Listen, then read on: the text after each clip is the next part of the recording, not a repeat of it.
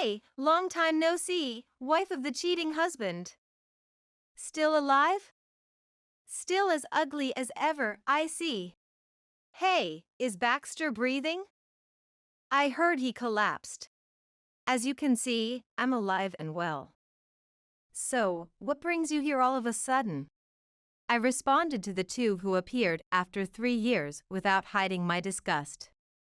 I thought having my husband taken by another woman was a common story, but I never imagined it would be my own mom. My name is Elizabeth. Just an ordinary office worker you can find anywhere. I don't have any special skills or talents, but the one thing I could always boast about since I was young was that my mom was young. My parents had an age gap marriage with a 20-year difference. Dad was the hot older guy type, dashing and handsome, and even to me, his daughter, he seemed to grow more attractive with age. Mom fell for Dad, saying age didn't matter, and passionately expressed her feelings, leading to an early marriage. Soon after, I was born. Mom was a young mother to begin with, but she looked even younger than her age, so much so that people often mistook us for sisters. I took pride in my mom's youth and beauty, secretly feeling proud every time we were mistaken for siblings. Dad had a job that required frequent travel, so while he earned a good income, he was rarely home. Mom and I spent a lot of time just the two of us, growing closer and closer, almost like sisters. Eventually, I grew up, got married, and moved out. My husband, Dakari, has been my childhood friend since kindergarten. We went to the same schools from kindergarten through high school. He often came over to my house as a kid, and our families were close. We had been close as brothers since we were little. That friendship stayed the same even when we became high school students. The change in our relationship happened one day during high school. Dakari, who always came to my house to play, was there again that day. We were like best friends who could talk about anything, even giving each other romantic advice. Around this time, Dakari often said, "The person I like might not even notice someone like me. I'm scared to act and ruin our current relationship. I feel ignored and can't confess my feelings." I thought that day would be just another day of receiving romantic advice from him. I asked Dakari, "What's wrong? Did something happen?" Who looked more serious than usual.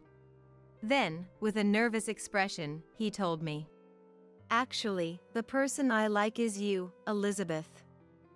I'm sorry for hiding my feelings until now. If you're okay with it, please go out with me." For me, who had always seen him as a boy, his confession felt like a dream come true. Of course. "Yes, thank you." My answer was. And so, we went from just childhood friends to lovers. Our relationship progressed smoothly after that. Even though we went to different universities, we stayed in touch regularly, so I never felt anxious. Since our homes were close, sometimes when I returned from university, he would already be at my house, eating my mom's cooking. Dakari was a friendly person and got along well with my parents. As university students, we started hanging out with our friends in groups, and it was nice to make new friends through those connections. He was close with my parents and friends. I dreamed of marrying him one day, and he made that dream come true. When we became working adults, Dakari proposed to me right away. "I can't imagine marrying anyone but you, Elizabeth. Even though we are just starting our careers and there might be uncertainties, I will always support you. Please marry me." When he said that, I was overjoyed. I naturally accepted his proposal, and we got married. Fortunately, many friends came to our wedding and gave us lots of congratulations. Some friends cried with joy for us, but the one who cried the most was my mom. "Mom, you're crying too much." But my mom's crying was not just tears but loud sobs. My dad had to support her as she could barely stand, looking quite troubled. I felt a sense of unease about her tears. Can someone cry that much out of joy? Even if it was her daughter's wedding, it wasn't normal to cry that loudly. And it seemed like my mom's eyes were not on me but on Dakari. I was puzzled, but the wedding ended successfully with everyone's blessings. Talking to my mom after the wedding, she was back to her usual self, so I decided to think that my unease was just my imagination. After that, Dakari and I rented an apartment near my parents' house and started our newlywed life. Once the wedding was over, daily life resumed. We took a short break for the wedding and honeymoon, but work started without mercy. However, even the lazy mornings where we didn't want to go to work were fun during our newlywed life. The days leading up to the wedding were often hectic, but now we could finally relax and take things easy. As I was settling into a calmer lifestyle and preparing dinner after work. Lexi is probably alone today too, right? Why don't we go to your parents' place for dinner? Dakari suggested. Mom is a great cook and can whip up delicious meals quickly. Feeling tired from work and missing Mom's cooking, I decided to accept his suggestion and called her. She answered the phone right away. Hello? What's the matter? And asked. I explained that Dakari suggested we have dinner at her place, and she seemed delighted. Baxter isn't home today either.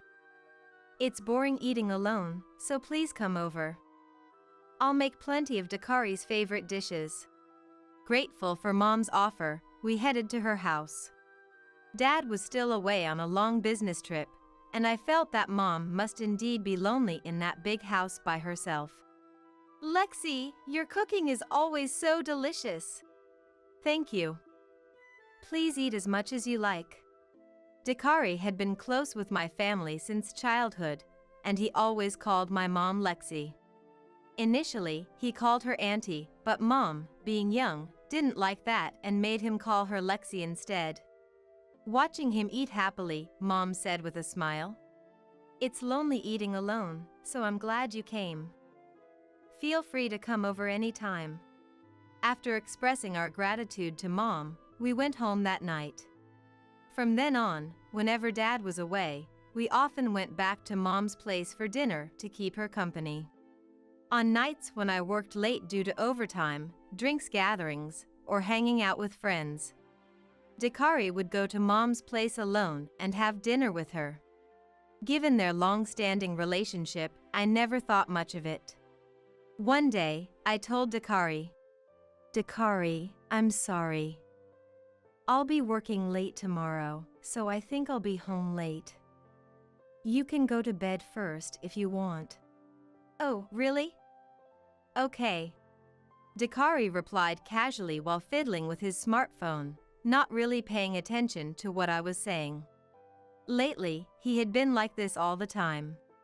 He never put down his smartphone, always responding half-heartedly to my conversations. It seemed like he was constantly checking notifications and sometimes smiling at his phone alone. Although it bothered me, I didn't want to nag him about his smartphone usage, even as his wife, so I kept quiet and endured it. Dakari then said, "I'm going to take a bath." I saw him off and continued watching TV. Suddenly, Dakari's smartphone, which he had left on the living room table, lit up with a notification sound. Instinctively, I glanced at his phone. It was a message from WhatsApp.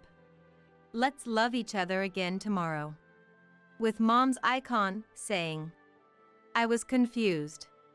I couldn't understand what was happening, so I looked at the phone screen closely, but it was definitely Mom's icon. What? Love each other?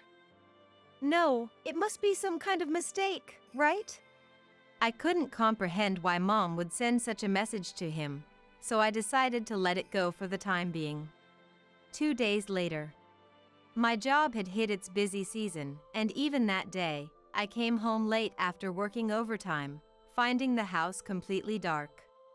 After grabbing a quick dinner, taking a shower, and getting ready for bed, I headed to the bedroom where Dakari was sleeping soundly. I couldn't help but notice his smartphone thrown carelessly beside him. Dakari had received a mysterious message from Mom's icon. Though I couldn't believe it, I couldn't stop myself from checking. I carefully picked up his smartphone, making sure not to wake him. His lock screen number had always been his birthday. A secret only I knew because I was his childhood friend. Easily bypassing the lock screen, I opened WhatsApp to see Mom's chat history at the top. I checked the chat and was left speechless. Last night was great. Hold me again. I'm looking forward to it. That was the message Dakari had received from Mom. Hold? Wait, does this mean Dakari and Mom have been betraying me together? Overwhelmed by disbelief, I screamed and threw the smartphone, waking Dakari. Rubbing his sleepy eyes. What's wrong? Did something happen? Is there a bug or something? Dakari lazily asked. His carefree attitude pushed my confusion into full-blown anger. It's not what's wrong. I saw the WhatsApp with Mom. What the hell is going on? What kind of relationship do you two have? I can't believe it. Explain yourself. Picking up his smartphone again, I shoved the incriminating WhatsApp from Mom in his face. Oh. Dakari, looking annoyed, simply said. I thought he might make some excuse, but instead, if it's out, then it's out. I've been seeing Lexi for a long time. He casually admitted. What? What do you mean you've been seeing her? I felt a wave of despair as if the world went dark before my eyes. Dakari and Mom have been betraying me? Dakari and Mom are together? So that means, of course, he's been sleeping with Mom too?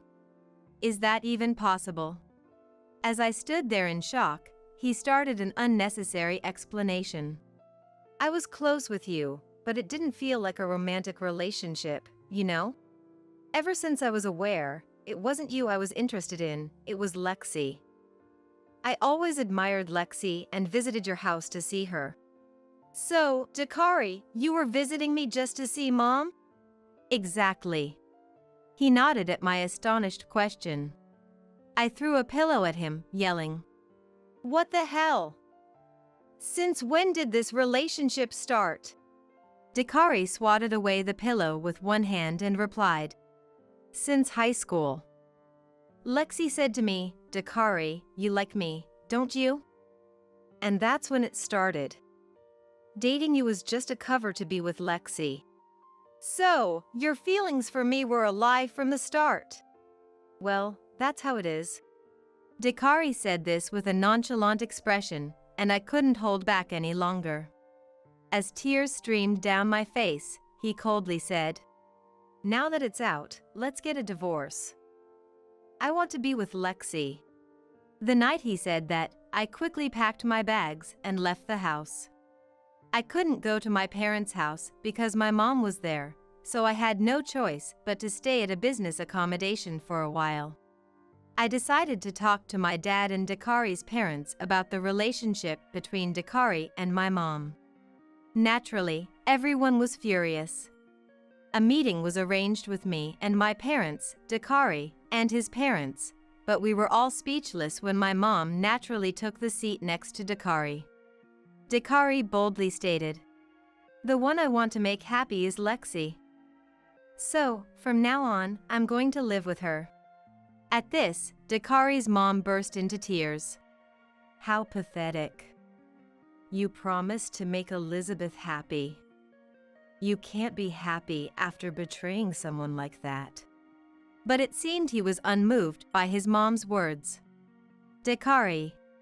Even so, I love Lexi. Firmly said. His dad then declared, If you do such a thing, it's estrangement. We don't need such a disgraceful son anymore. Dakari nodded. That's fine. And said. Although his parents persistently tried to persuade him afterwards, there was no response. Finally, when Dakari's parents had given up, my dad, who had been silent, spoke to my mom. Lexi, are you really going to live with Dakari? No one will bless you. You will regret it. Although my dad spoke quietly, his voice was full of anger. My mom leaned on Dakari, hearing my dad's words. Oh no, I'm scared. No one is on our side. Don't worry, I'll always be on Lexi's side. Let's be happy together. Seeing my mom and Dakari gazing at each other, I felt nauseous.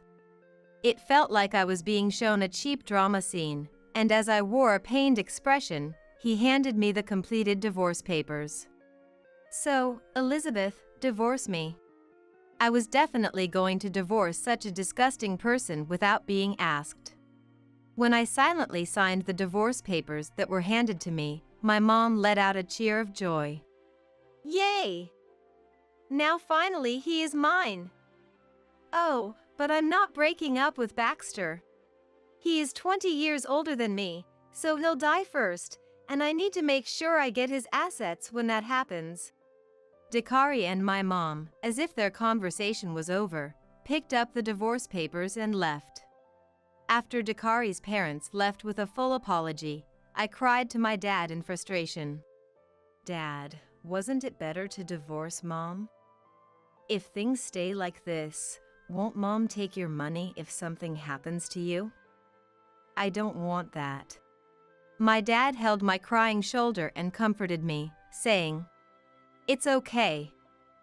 I have a good plan. From now on, let's live happily together. After that, my dad and I were busy. Since Dakari had told me, move out immediately, I hurriedly moved out during the times he wasn't around. When I realized that the fun newlywed life I had was all an illusion I had been seeing, I felt utterly empty. I ended up being depressed for a while after that. Knowing that I had been continuously betrayed by my mom and husband, I wasn't mentally strong enough to stay cheerful. But thanks to the encouragement of my dad, friends, and the people around me, I gradually started to regain my strength. Then, 3 years had passed since Dakari and Mom left. I was still living with Dad in our old family home. Life with Dad was peaceful and calm, and I was content with this life. However, there were those who were determined to shatter this peace. Yes. Dakari and Mom. One holiday morning, I was doing household chores when the doorbell rang. Dad, now older and unable to easily get up, stayed put, so I went to the door to see who it was. When I opened the door, there stood Mom and Dakari. Dakari looked at me and sneered. Hey, Fatso, still alive? Long time no see, but you're still as ugly as ever. Unable to hide my disgust, I responded, As you can see, I'm alive and well. What do you want, showing up out of nowhere? Mom began looking around the house, her eyes darting. Hey, is Baxter still breathing? I heard he collapsed. Dad had suddenly fallen ill last year and was now confined to a wheelchair. I had informed Mom about Dad's condition. Did you come to check on Dad because you're worried about him? The doctors had told us that Dad didn't have much time left. I had also told Mom about this, so I thought she came to show concern for her elderly husband, but apparently that was not the case. Mom laughed crudely. No. I just came to see if it was time to get my inheritance yet. I'll just come on in. Hey, wait a minute. Before I could stop them, Mom and Dakari walked right in as if they owned the place. In the living room, Dad, who must have overheard the conversation, glared at Mom and Dakari from his wheelchair. Baxter, so you're really in a wheelchair now. When are you going to finally kick the bucket? Don't say such horrible things. I shouted, unable to contain myself at Mom's cruelty. It's okay. But Dad said. Dad seemed more exasperated than angry at Mom and Dakari. Actually, we came to ask for a lifetime gift.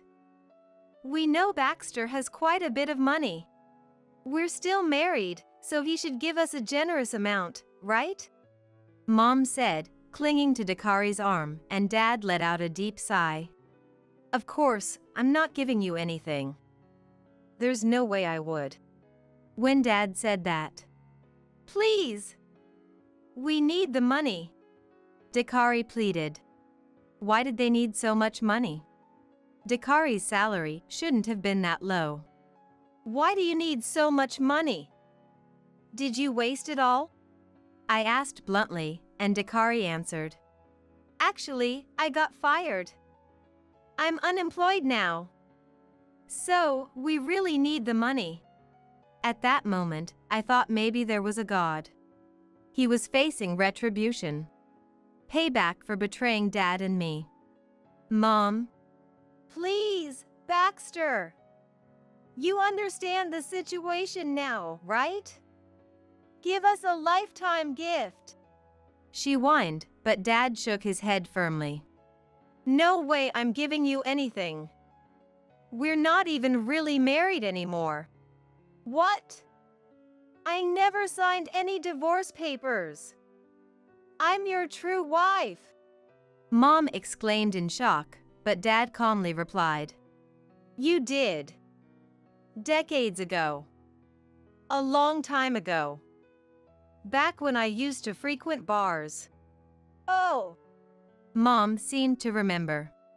A long time ago, Dad had foolishly spent time at bars. Mom was furious about that. It seems that there was a time when she handed Dad divorce papers. Apparently, Dad kept those divorce papers, and right after Mom left with Dakari, Dad filled out his section and submitted the divorce papers.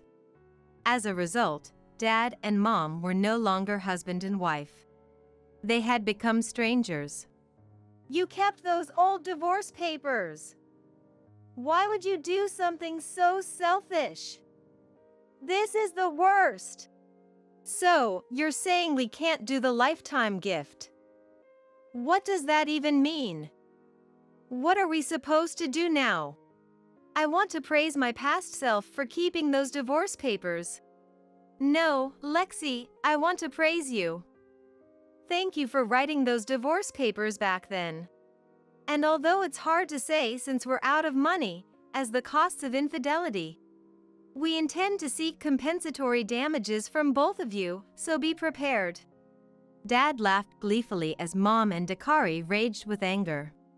Mom and Dakari turned pale at Dad's words, and Dakari asked me, Is this true? In a trembling voice. I stood there with my arms crossed and said, It's true. Realize the gravity of your sins. Mom and Dakari left the house with shaky steps, clearly upset. After that, I spent peaceful days taking care of Dad.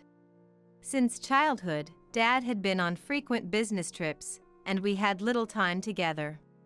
To make up for that lost time, I now cherished the time spent with Dad. Mom and Dakari took out loans to pay the compensation from the divorce trial to me and Dad. But it seems they borrowed money from the wrong people and are now missing. Honestly, I don't even know if they are alive. Apparently, Dakari's parents were the last to cry and cling to him, but since they had cut ties, they had no one to turn to. A few years later, one day, I got a call from Dakari. I felt uneasy but answered the phone. Hey, Elizabeth? Long time no see. How about we get back together? I was out of my mind back then. I was crazy about young and hot Lexi when I was a kid, but now she's just an auntie. I don't even want to touch her. You're the same age now as Lexi was when I was crazy about her, right? You must be really sexy now. Let's meet up. What? Are you an idiot? Your intentions are obvious. Come on.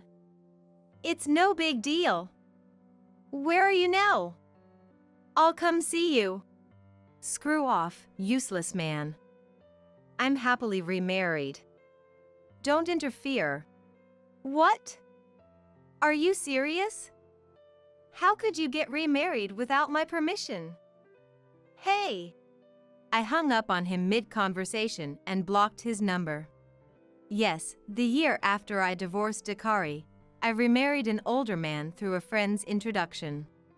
He's a very kind person who told me he'd heal all my past troubles. And I'm expecting his child, so I'll soon be a mom myself. My current husband also welcomed Dad to live with us, and we are living happily together. Dad is looking forward to becoming a grandfather. I intend to cherish this peaceful, everyday life and continue living happily. My overly kind-hearted husband has been sending money to his parents for 20 years under the guise of filial piety. Even though our household finances are tight, we've never received a single word of thanks. Instead, we hear cold remarks like, "What do you think you can do with just $1,000? And recently, I discovered a shocking truth. That money was secretly being funneled to my sister-in-law Carol. If you buy us a new house, we'll stop asking for money," they said, ignoring my husband's kindness and making unreasonable demands. I finally exploded with anger. Fine. We'll buy you a house. My name is Ashley, and I'm 49 years old. I married my husband Elliot 24 years ago when I was 25. Despite many ups and downs, we're still a happy couple. We recently talked about enjoying our time together now that the kids are grown. But there is a significant issue. Both Elliot and I want to save for our retirement, but the biggest obstacle is the money Elliot sends to his parents. For 20 years, he has been sending them money every month. And it's not a small amount, it's $1,000. It's a significant amount of money. If we were wealthy, it might be different, but we both work and still don't have much leeway. Especially when the kids were younger, it was tough. During those difficult times, I asked if we could reduce or stop the payments. But they got furious, accusing us of abandoning them. Even when I explained that our children's education expenses were high, they didn't understand. You owe everything to us. Your marriage, your children, it's all because of us. You ungrateful brats. While not entirely wrong, did they really need to hold it over our heads like that? How many times have I heard that? Elliot said he would handle it, but we're partners. I took on the task of sending the money, asking Elliot to manage our household finances.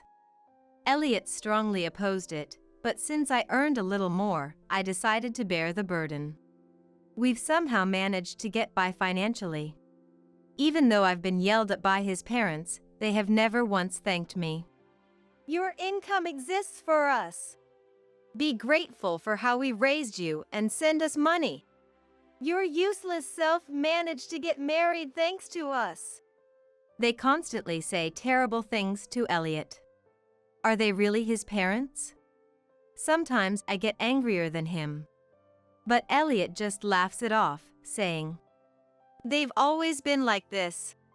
Seeing him so resigned breaks my heart.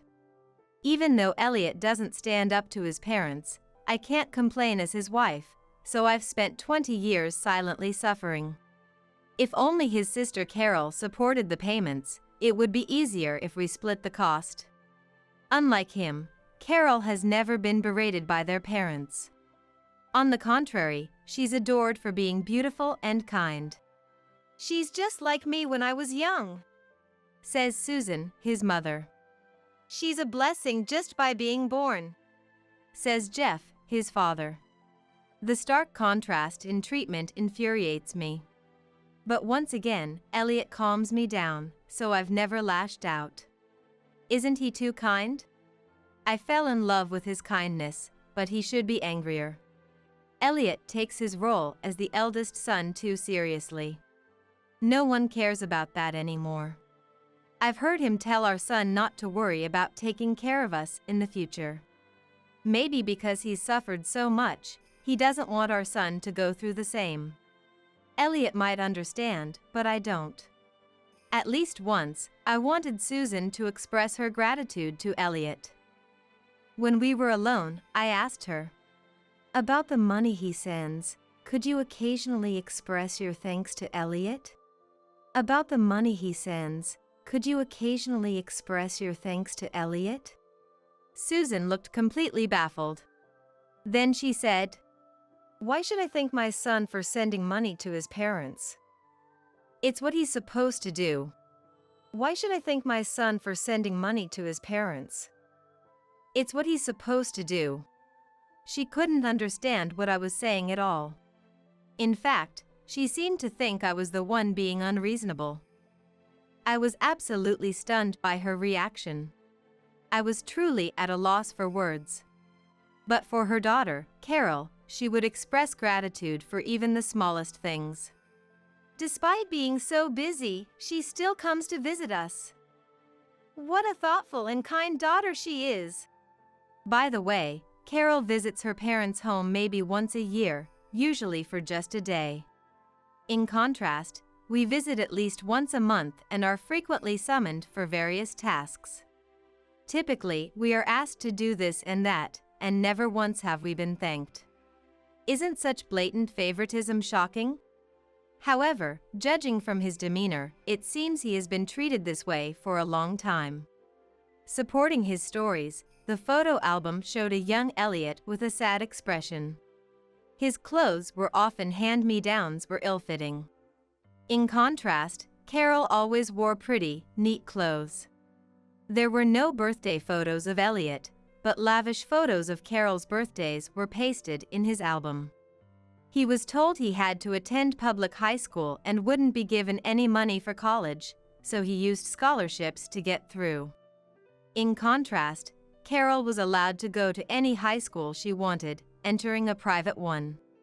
She was also given money for college, but partied too much and dropped out without graduating. Her parents didn't scold her at all and just dismissed it with a "well, it can't be helped." Meanwhile, they told Elliot it was foolish to go to college if he had to repay scholarships. Moreover, Elliot was made to send money to his parents, while no demands were placed on Carol. Not that she could afford to send money, as she quit jobs easily, couldn't hold even part-time work, and ended up unemployed. Despite this, her parents still adored her. When I went to introduce myself before our wedding, Elliot's mother said, "Please give our daughter an allowance every month," leaving me speechless. After Carol got married and moved out, Elliot was commanded to send money to his parents, leaving me dumbfounded. Despite all this, Elliot didn't abandon his parents, which I found commendable rather than pitiful. Still, as someone not related by blood, I couldn't suggest cutting ties. It's a delicate and complicated issue that has long troubled me. Even during the difficult times of raising our children, Elliot continued sending money. He truly deserves some appreciation. But no matter what I say or do, Elliot's parents never express any gratitude. They firmly believe they deserve the money. One day, Susan called. Usually, his parents are completely indifferent to our lives. They don't care even when we have children. Their only concern is the money. Our children naturally grew distant from such grandparents. Whenever they contacted us, it was always for some favor or additional money. Hearing my phone ring, I had a bad feeling but reluctantly answered. "Hello. Hey. What's going on with this month's money?" Without even a greeting, Susan started right away. I sighed at her usual rudeness, unable to show her my angry eyes. "Payments are always on the 30th. That's tomorrow," I replied. But Susan said, "I don't care about that. Add $500 more this month." "What? You mean $1,500? That's a bit." As soon as I hesitated, Susan snapped. "What do you think parents are?" she yelled. Well, this is typical. She thinks that if she intimidates me, I'll comply. But after 24 years of marriage, I'm used to their attitude. What do I think of parents? Parents are parents. Then just send the money. No, I am sending money. I said, increase it. No, I'm telling you we can't. Increase it. No, no way. She must have sensed my light laughter because she snapped. This is pointless. And hung up. I thought I handled it sincerely, but I guess it didn't come through. Talking over the phone is hard. That evening, I told him about the call. You're the only one who can stand up to Mom like that. You're quite the innocent one. He chuckled. Innocent? I'm not being innocent. I'm just saying what he can't. If we increase it once, they'll keep asking for the same. We need to save for our own future, so make sure you refuse. Yeah, I get it. He nodded, but he seemed worried. And his worry was justified. Dad said to make it $1,500 from next month. Elliot told me. I couldn't help but exclaim. I knew it. You didn't agree, did you? I told him it was impossible. What did your dad say? He said, your kids are grown, so you should have extra money. What do you think parents are for? I can picture his face saying that. Ha ha ha. It's not funny. I glared at him, and he stopped laughing. Absolutely refuse. Yeah. But a few days later, on a holiday, his parents showed up early in the morning, leading to a mild argument. Increase the payment, you devil wife. Apparently, they thought I was the reason the payment increase was stopped. So, I handed Susan a lit incense stick. Here you go. What's this? Use the smoke to drive away the devil wife. Susan blew the smoke right at my face.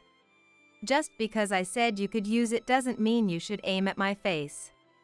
I blew some smoke back at her, saying, Susan's a devil too. Ah. Stop it. It's fine. While Susan and I had fun with our little devil exorcism game, Elliot and Jeff had a serious conversation. Why do you need so much money? You should still have your retirement fund and get pensions. Elliot asked. With rising prices, it's not enough. Jeff replied. We need to save for our own retirement too. Elliot said. What retirement? First, you should worry about your parents' retirement. Jeff yelled. Like Susan, Jeff thought yelling would get his point across. Elliot has faced unreasonable treatment like this since he was a child. Blowing smoke at Susan, I cheered for him in my heart. Maybe my encouragement worked because Elliot stood firm. It's not possible. If you really need money, ask Carol. Oh, that's a fair point. I thought, feeling impressed.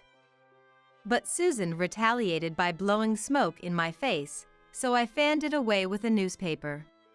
Jeff, however, got inexplicably angry. You can't ask Carol for help. You can't ask Carol for help. She's struggling, so we thought we'd send her some money. Oh, no. Have you ever heard such a foreboding oh, no? Wait, what does that mean? I looked at Susan in shock. Elliot was also frozen in surprise. What does that mean? Were you giving our money to Carol? Elliot asked directly. What's the problem? We can do whatever we want with the money. It's my Ashley's money, right? What's mine is mine. I can spend it however I like. Then I might as well send the money directly to Carol. Why are you taking credit? Carol doesn't even know the money is from us, does she? Of course not. A father wants to look good to his daughter. Don't mess with me. Elliot couldn't take it anymore and got angry. All this time, we had been sending money for his parents. Even though it came from my salary, it was essentially our family's money. We couldn't go on vacations as a couple because we had to save to send them money. This was too much. Tears finally welled up in his eyes. These tears were more out of frustration than sadness. As his wife, I understood his feelings well. Elliot had always been treated differently from his sister. Despite that, he continued to send money for his parents, only to find out it was for their daughter. No wonder even the mild-mannered Elliot was angry. He silently cried, overwhelmed by the shock.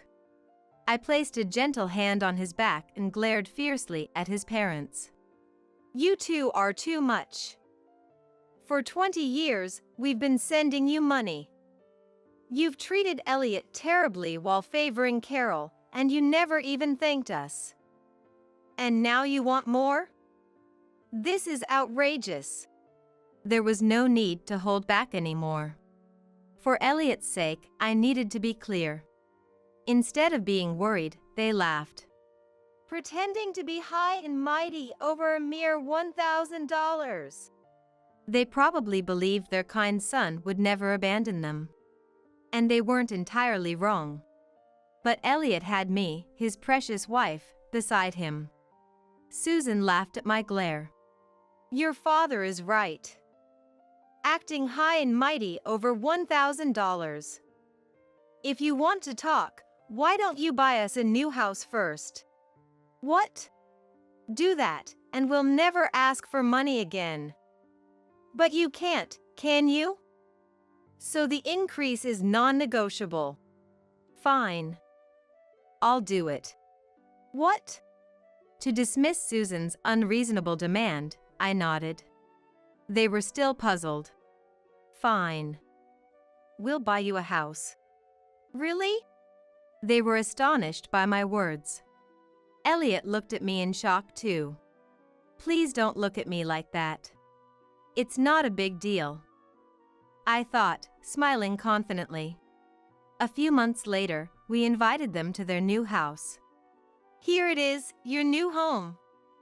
This will be your final residence, I said with a big smile as I showed them around. It was a very large house. It was a single-story house, but it was more than enough for a couple. What is this? Susan's voice was full of astonishment. I spread my arms proudly. Look at this vast property. A garage that can fit multiple cars. You can turn it into a farm, focus on gardening, or even raise a bunch of animals like goats. Wait, hold on. And the size of this house. Look at this. It even has a fireplace. Wait, hold on. And the best part is this mountain behind and the clear stream nearby. Jeff can gather firewood from the mountain, and Susan can do laundry by the river. Wait! This house was built over 200 years ago, with no electricity or gas. It's the perfect place to enjoy the lifestyle of those times. Wait! Susan, her face turning red, interrupted my increasingly excited speech. What is it, Susan? There's no need to get so excited. You're the one who's excited. First of all, where is this place? It's a house deep in the mountains. When I proudly looked at Susan, she was dumbfounded for a moment before realizing and yelling. Why did you find such an inconvenient place? And what is this old house? I was expecting a new house since you said you were building one, but this is clearly used. What are you talking about? We rebuilt it using all the old materials. It's a new house. So, you dismantled an old house that couldn't be lived in and rebuilt it with the materials? It can be lived in now, so there's no problem. No. At least get gas and electricity installed. Why? Why? You! Susan looked at me with a face of utter defeat. What? You said to build a house, so I did. Why are you dissatisfied? I'm only dissatisfied. What extravagant people, I thought, looking at Elliot. Elliot had a very complicated smile. But the deal was that if we gave you a house, the payments would stop, right? What? What? No what? Jeff, is that okay? When you said a new house, I thought you meant a brand new house with new walls and modern facilities. Isn't this a newly built house? I glared at Jeff, indicating not to argue about the details. He fell silent. We can't live here. Just take us back to our old home. Jeff looked stunned, and Susan was yelling. I laughed and said, It's okay. What's okay? Nothing is okay. In gratitude for reusing this house in such a remote mountain area, the previous owner left behind a lot of furniture. You can start living here immediately.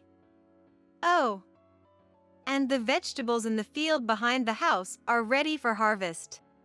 What? So, let's be self-sufficient.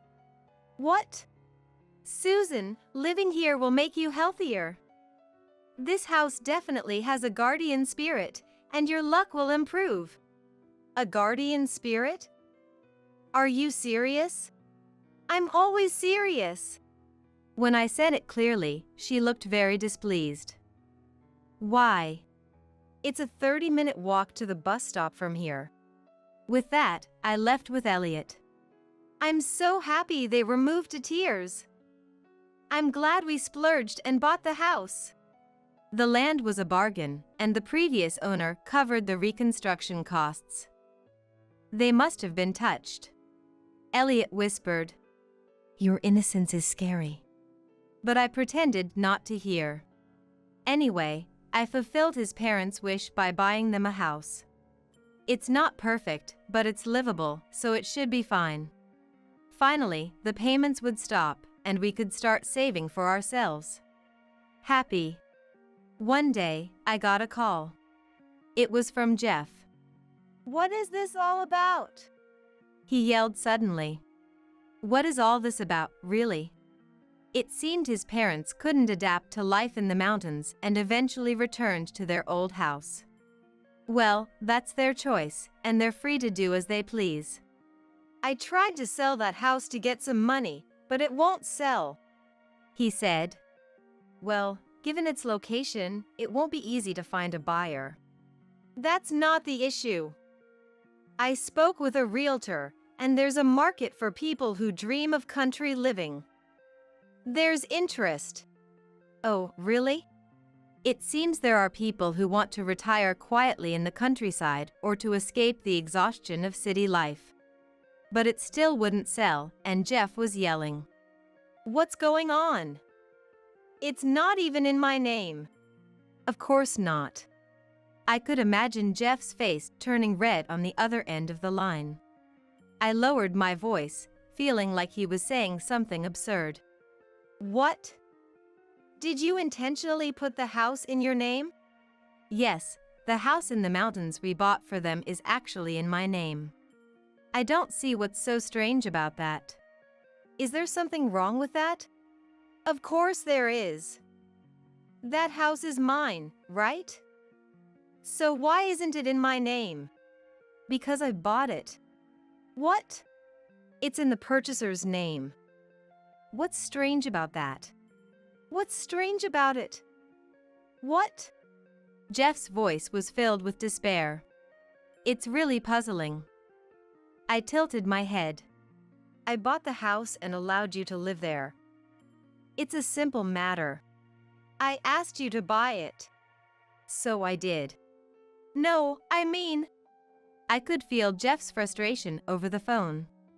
But honestly, I didn't understand what he was saying. Originally, Jeff wasn't involved in negotiating or signing any documents for the house. Why did he think it would be in his name? It's odd. Anyway, change the name to mine immediately. I'll sell that inconvenient house. Why? Living with the house spirits is a rare opportunity. There are no house spirits. If there were, I'd want to live there even less. What a luxurious complaint. I can't understand the problem with living in a rent-free, mortgage-free house. You want to give money to Carol, right? Then a mountain house with low utility costs is perfect. That's right, Carol. Carol is another problem. Jeff suddenly raised his voice, remembering something.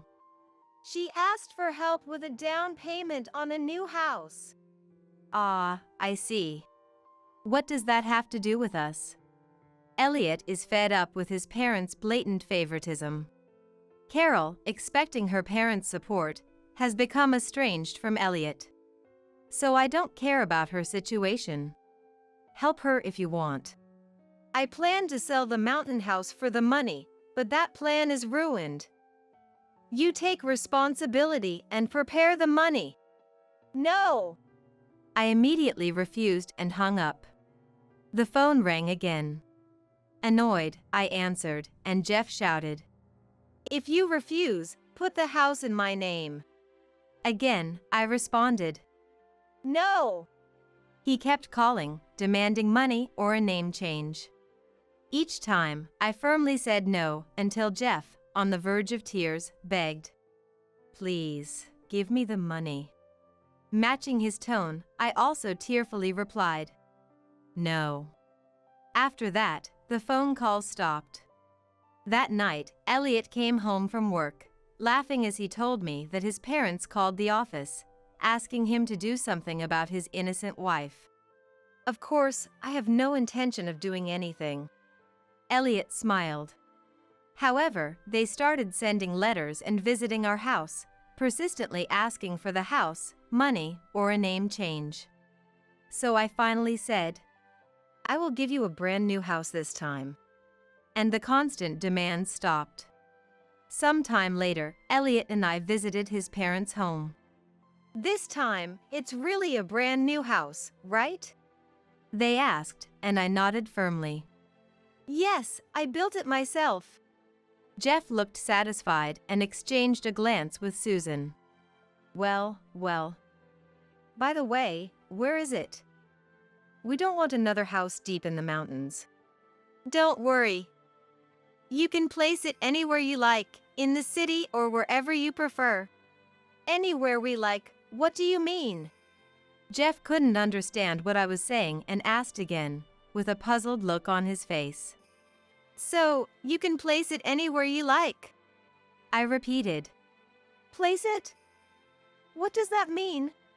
As they both tilted their heads in confusion, I placed the package I had secretly brought in front of them. What is this? Susan screamed at its size. This is a house that will surely excite you, Mom. Huh? I opened the large package. What appeared was a big mansion, in miniature. What is this? A dollhouse? Really? Jeff was astonished. Susan's eyes widened. I puffed out my chest proudly at the stunned pair. Isn't it amazing? I made this. What? I'm good at crafts. Making dioramas is my hobby. What? This is a genuine house I built. Please accept it. What? A dollhouse that would make any little girl overjoyed. I thought I did a pretty good job, and they were both speechless. I'm glad you love it so much you're at a loss for words.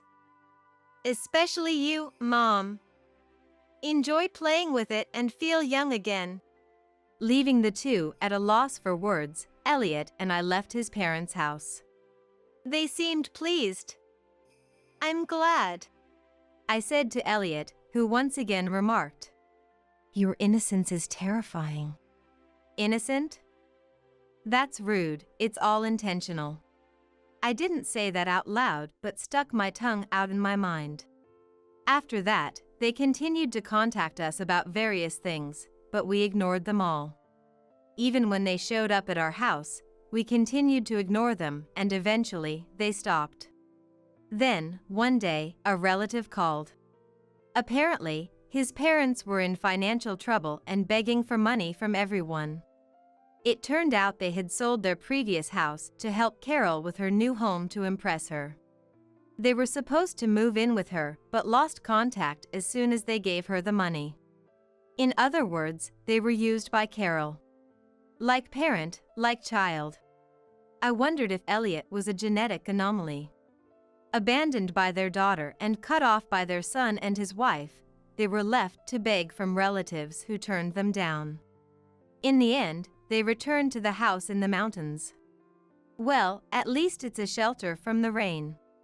I'm glad the house I bought served its purpose in an unexpected way. As for Carol, deceiving her own parents was indeed a devilish act, and it seems God noticed. Pampered and spoiled by her parents, she ended up divorced after a big fight with her husband.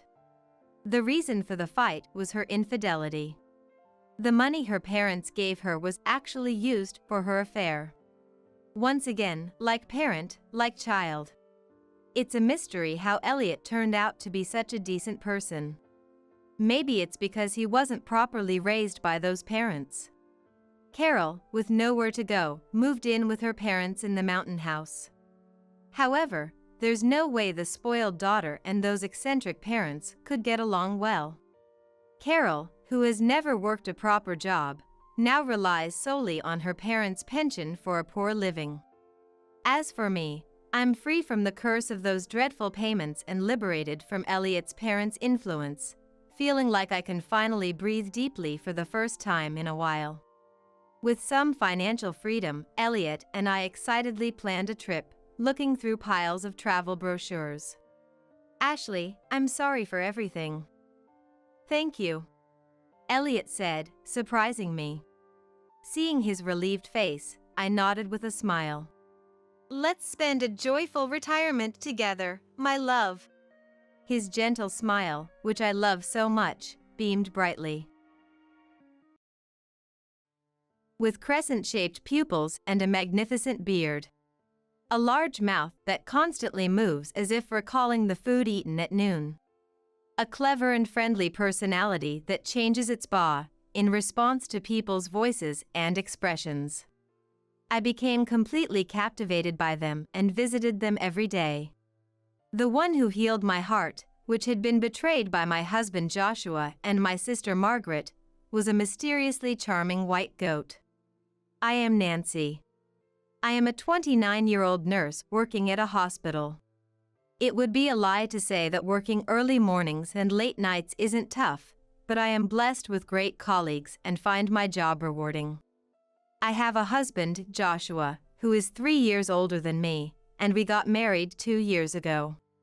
He works at a moderately large company, seems to be doing okay in his job, and is considered reliable and honest, which makes his boss take notice of him.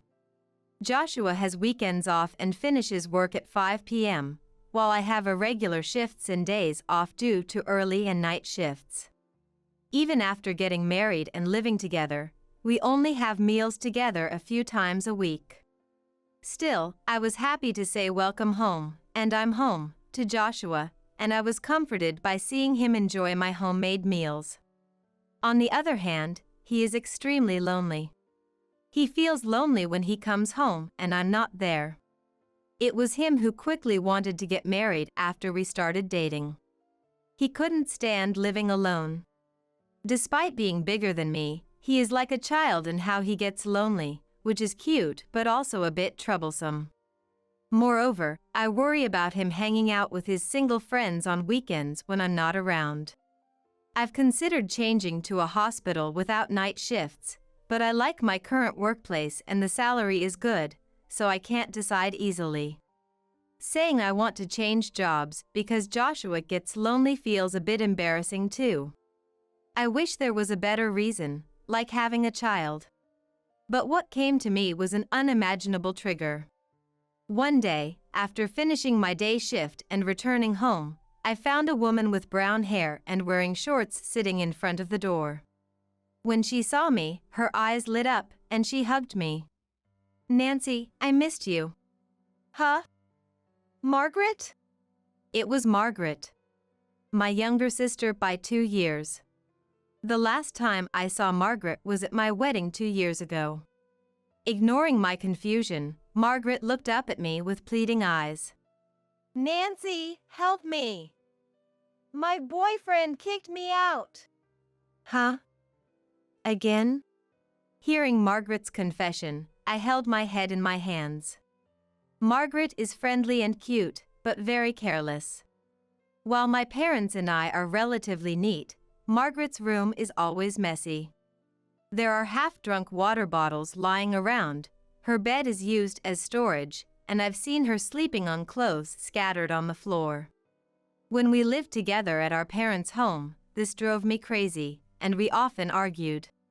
Margaret started living alone near her university after graduating from high school. Enjoying her freedom, she barely attended classes and eventually dropped out. Our furious parents terminated her apartment lease and tried to bring her back home, but having tasted freedom, Margaret didn't want to return. So she started living with boyfriends, working part-time jobs, and living carefree. Initially, her boyfriends would be smitten by cute Margaret and do everything for her, but her laziness and refusal to do housework would soon drive them away, and within a year, she would be kicked out.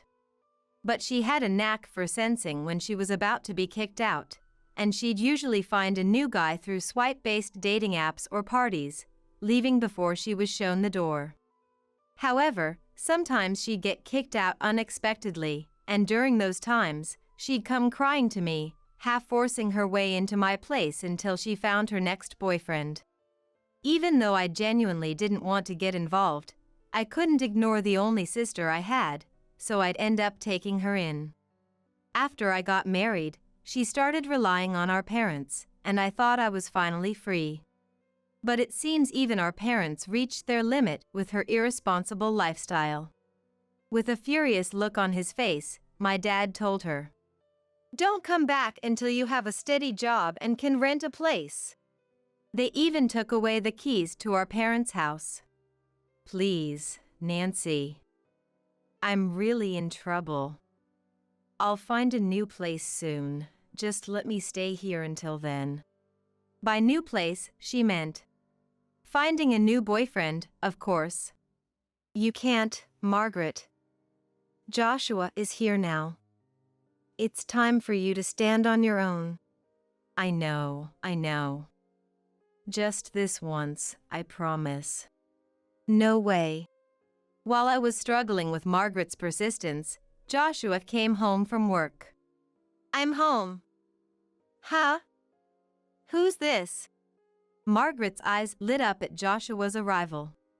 "Joshua, help me." "What?"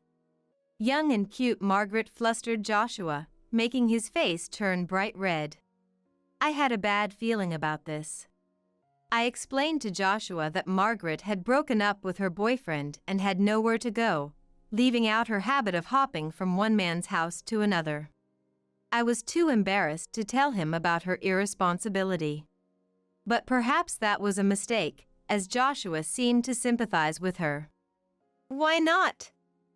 It's just for a little while." As expected, Joshua decided to let her stay. Yay!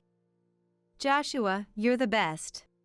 Margaret happily clung to Joshua's arm, and though he was surprised, he didn't seem to mind. Naturally, I panicked. I didn't want our precious life together to be invaded by the irresponsible sister. "Wait, if we let her stay here, it won't help her in the long run." "But she's in trouble.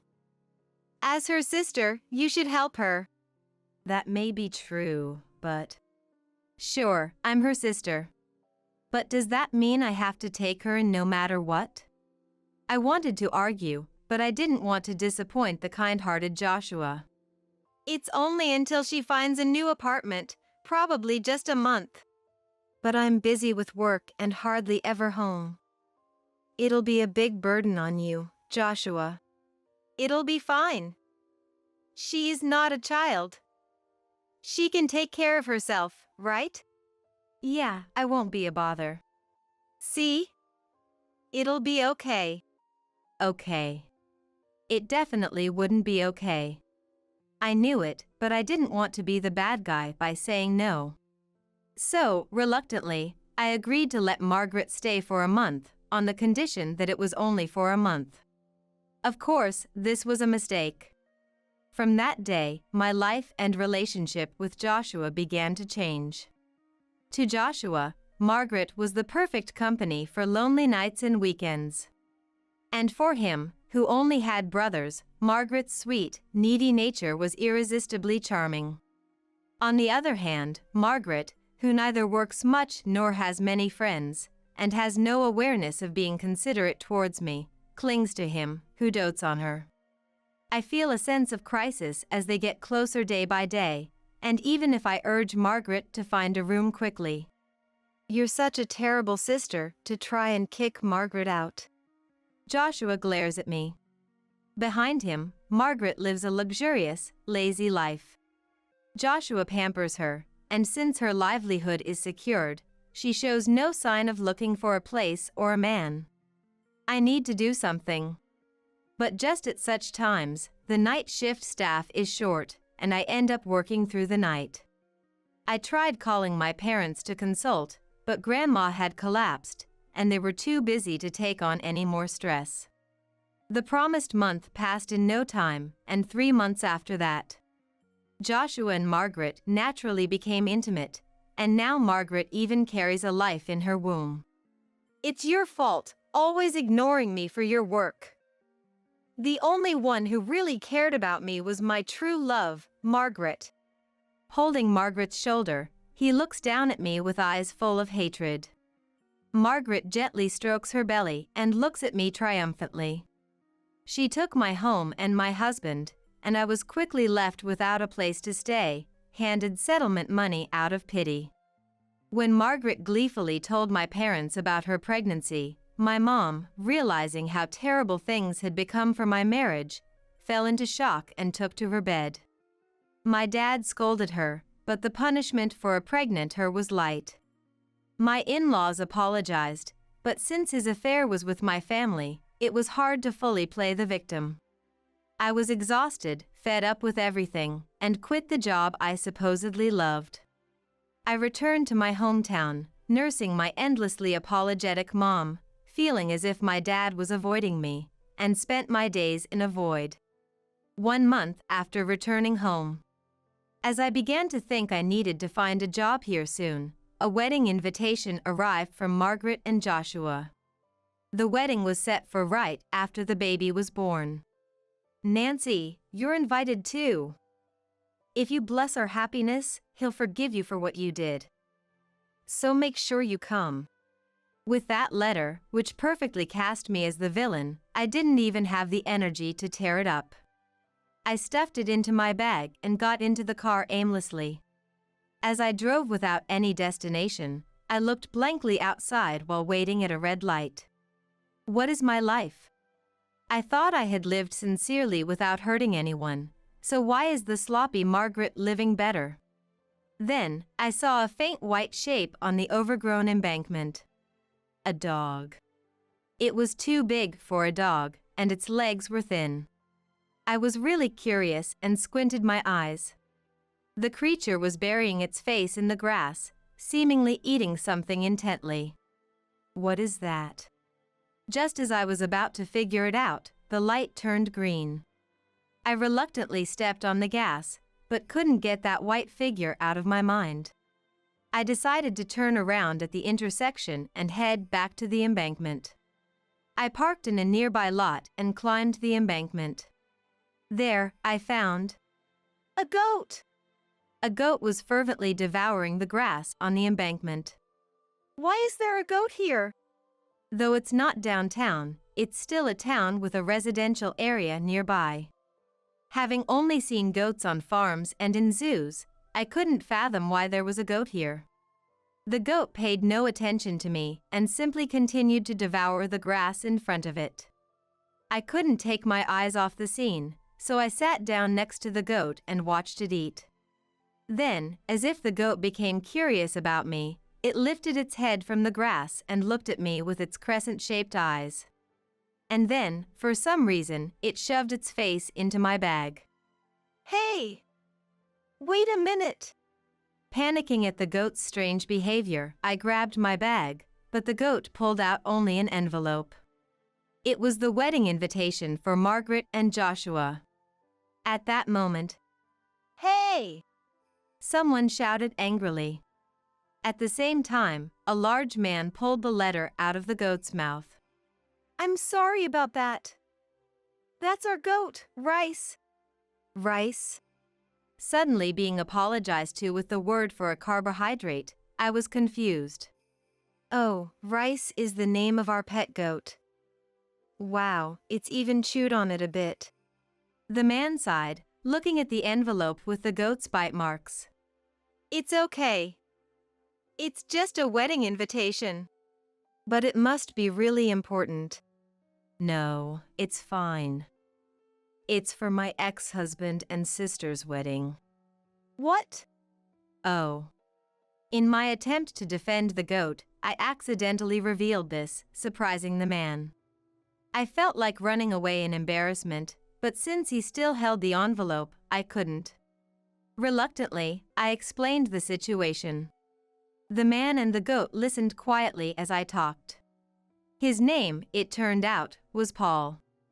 Although I had just met him, I thought he seemed like a nice person. As I was thinking that, Paul spoke up softly. "Are you free right now?" "What?" "Well, yes." "Then, please come with me for a bit." "What?" Without waiting for my reply, Paul took Rice's leash and started walking down the embankment. He then motioned for me to get into a small truck. I was hesitant to get into a vehicle with a man I had just met, but my curiosity about what this intriguing goat owner would do led me to follow him in my own car. We drove up a mountain road for about 20 minutes and arrived at a small dairy farm. Paul got out of the car, grabbed a long broom, and began gathering fallen leaves. Then he lit a fire and held out his hand to me. "Give it to me." "What, that?" "Let's burn that silly invitation." "I would tell you to let the goat eat it, but paper with chemicals is bad for goats." "Come on, do it while the fire's strong." "But..." Stunned by the sudden suggestion, I was speechless, but the goat and Paul stared at me. Under their silent pressure, I decided to take the plunge. "All right." The invitation I threw into the center of the bonfire made a sound and quickly burned up.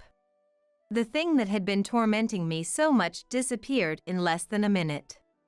I watched the fire burn steadily. "It was such a simple thing to do," I murmured, and Paul said nothing beside me. That night, I received calls from various relatives.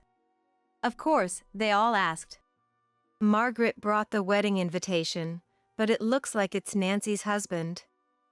What's going on?" So I told them. "Margaret had an affair with my husband and had a child, so we divorced. You can attend the wedding if you want, but I won't be able to because a goat ate my invitation." Then, my relatives laughed. "My invitation was eaten by a goat too, so I can't go," and said. Their laughter made me laugh too, and I was able to sleep soundly for.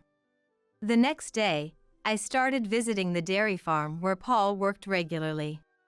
Paul was apparently the son of the dairy farmers. His job was to take care of the dairy cows, and Rice the goat was his pet. Besides Rice, he also had goats named Bread and Noodle. Sometimes people would ask him to send the goats out to graze the grass for them. I also learned for the first time that goats can be surprisingly lonely and friendly. I grew very fond of these goats, and as I came to see them, I began helping out on the farm and eventually found myself working there as a live-in worker. From early morning until evening, I worked until I was exhausted, taking breaks to watch the goats eating grass intently. It was a completely different life from working in the city and visiting stylish cafes, but it was so enjoyable that I felt like I could take a deep breath for the first time in a long while. A few months later, Margaret called me and said, "Why didn't you come?" Only then did I remember that it was the day of Margaret's wedding. "Oh, I couldn't come because the goat ate the invitation before I could read it. So what? Why is everyone talking about goats? Apparently, our relatives also didn't reply to the invitations because they said the goats had eaten them. The thought of goats munching on invitations made me chuckle softly. You laughed, didn't you? Sorry. You're terrible, Nancy. You ruined my wedding. I was supposed to get a lot of gifts. Seriously, did you really think you'd be celebrated after stealing Joshua from me? I saved poor him, who wasn't loved by you, Nancy. No one would believe that. Everyone knows how careless you are. Margaret couldn't respond well to my retort and growled like a dog. Joshua's parents were sensible people, so they were too ashamed to invite relatives to their son's wedding after he cheated on his wife with her sister. But he loves me more than Nancy. Yeah, good for you that he chose you. I'm busy with cow duties from morning tomorrow. Good night. What? Cows. Ignoring Margaret's confusion over the sudden mention of cows, I quickly ended the call. Then I turned off my mobile phone and started getting ready for bed. Margaret and Joshua's betrayal, which had shocked me so much, now seemed utterly unimportant. More importantly, the cows and goats waiting for me early the next morning were much more precious. The next day, after finishing my morning chores and having breakfast, I turned on my mobile phone to find a slew of missed calls from Margaret and Joshua. Ignoring them, I called the one remaining number, my mom's. With a tired voice, Mom told me the details of the wedding the day before. As Margaret had complained, all of Margaret and Joshua's relatives were absent. Even Joshua's colleagues had declined, so only Joshua's friends, who were curious, and Margaret's friends, who were unaware, attended. Margaret had few female friends and quickly got into relationships with men, so she had to reach out to people with thin connections, like former classmates from middle school, to gather enough people. These friends or classmates became uncomfortable when they learned Margaret had a shotgun wedding after cheating on her sister's husband. They stayed away from her, ate their meals silently, and quickly left. The tables were left with heaps of food and gifts, and even after changing dresses and cutting the cake, no one took a single photo. Her letter to her family and the bouquet presentation to her parents were both rejected by Margaret and Joshua's parents, leaving the wedding in an awkward state. The wedding felt more like a funeral, and with a $30,000 deficit, Margaret lost her mind. She turned to her parents for help.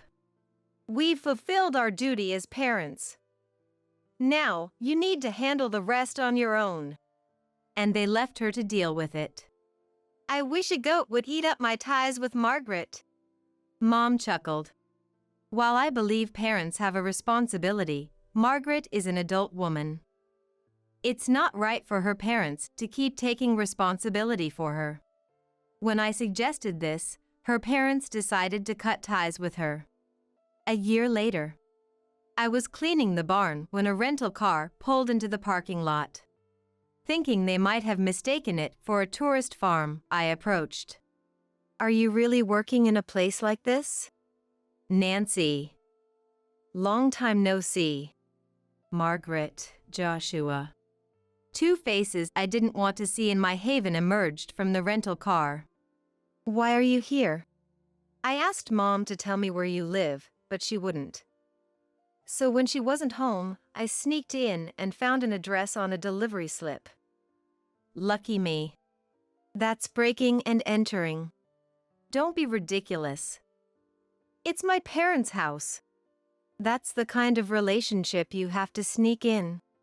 When I laughed, her expression vanished. It's your fault, Nancy. You're the one making me look like the bad one. Calm down, Margaret. Joshua gently stopped Margaret from grabbing me. Then he spoke to me. Hey, Nancy. I'm sorry. You quit nursing because you were heartbroken after I left you, right? What? That's why you're doing this dirty, smelly job. You can't do anything without your nursing license, can you? What? What is this guy talking about? His misunderstanding is ridiculous. I chose this job because I wanted to. You don't have to be stubborn. I understand everything. So, come back. What? Come back? What does he mean by that? He isn't even divorced from Margaret. Are you saying you want to get back together? What about Margaret? Margaret is my wife. You can be my mistress. What? We talked about it. Margaret felt sorry for you, crying alone, so we thought we'd include you. Margaret needs help with the kids and the housework. Of course, you can go back to nursing. You get to be with me, and you can quit this job. It's perfect, right? It's hard to share Joshua, whom I love, but he says I'm his number one, so I'll give you a little of him. Oh, Margaret, how generous of you. Joshua looked at Margaret with delight. Was he always this crazy? Or did he go mad being with Margaret? No, maybe he was like this all along. I can't believe I was once married to this man. Nancy? Joshua and Margaret trembled as I suddenly laughed like a broken toy. After laughing, I looked at Joshua with a straight face. Are you two an idiot? Huh? I thought you were a better person, but you're this stupid? I'm so glad I divorced you. Huh? Huh? Joshua and Margaret looked at each other. I don't understand why you're hesitating. Did you really think I would cry tears of joy at your stupid suggestion? Honestly, you've really underestimated me. You're probably having trouble because your place is a mess, right? Aren't there a ton of those bugs you hate so much? How do you know that? Because Margaret can't do housework. Plus, you've been staying up late with her, haven't you? Always late for work? You used to be valued at work for your honesty, even if your performance wasn't great. But now, after cheating with your wife's sister, marrying her openly, and neglecting your work, your reputation must be terrible. He is sweating, having hit a nerve. You're the one regretting letting me go, aren't you? Too bad, because I'm having the time of my life now. No way, not when you're working in a place like this. I don't know why you're looking down on me, but taking care of you and Margaret was way less fulfilling. Plus, I have a boyfriend here whom I absolutely adore. A boyfriend? Joshua is shocked again. You're already seeing someone, right after the divorce? Your current wife stole my husband a month after breaking up with him. He is at a loss for words. Unable to rely on Joshua, Margaret loses it. Just come home already. Mom doesn't help with anything, and my mother-in-law only dotes on the kids while treating me like an enemy. I need you to clear things up, Nancy. That's all your own fault. I haven't done anything wrong. It's all because you aren't kind. She raises her hand towards me. But before she can swing it down, she loses her balance and falls. Margaret? What? A goat? Rice. It seems Rice, who appeared out of nowhere, pulled on Margaret's pristine white dress, causing her to trip. Margaret and Joshua are both stunned by the sudden appearance of the goat. Good job, Rice. You protected me. What are you talking about? Joshua, help me already. Whoa! As Joshua grabs Margaret's hand, he loses his balance and falls too. This causes Margaret to fall face first into the ground as well. Bread! Noodle! The two goats look at us while chewing on Joshua's shirt. Both of them are now covered in mud from the wet ground. What is this?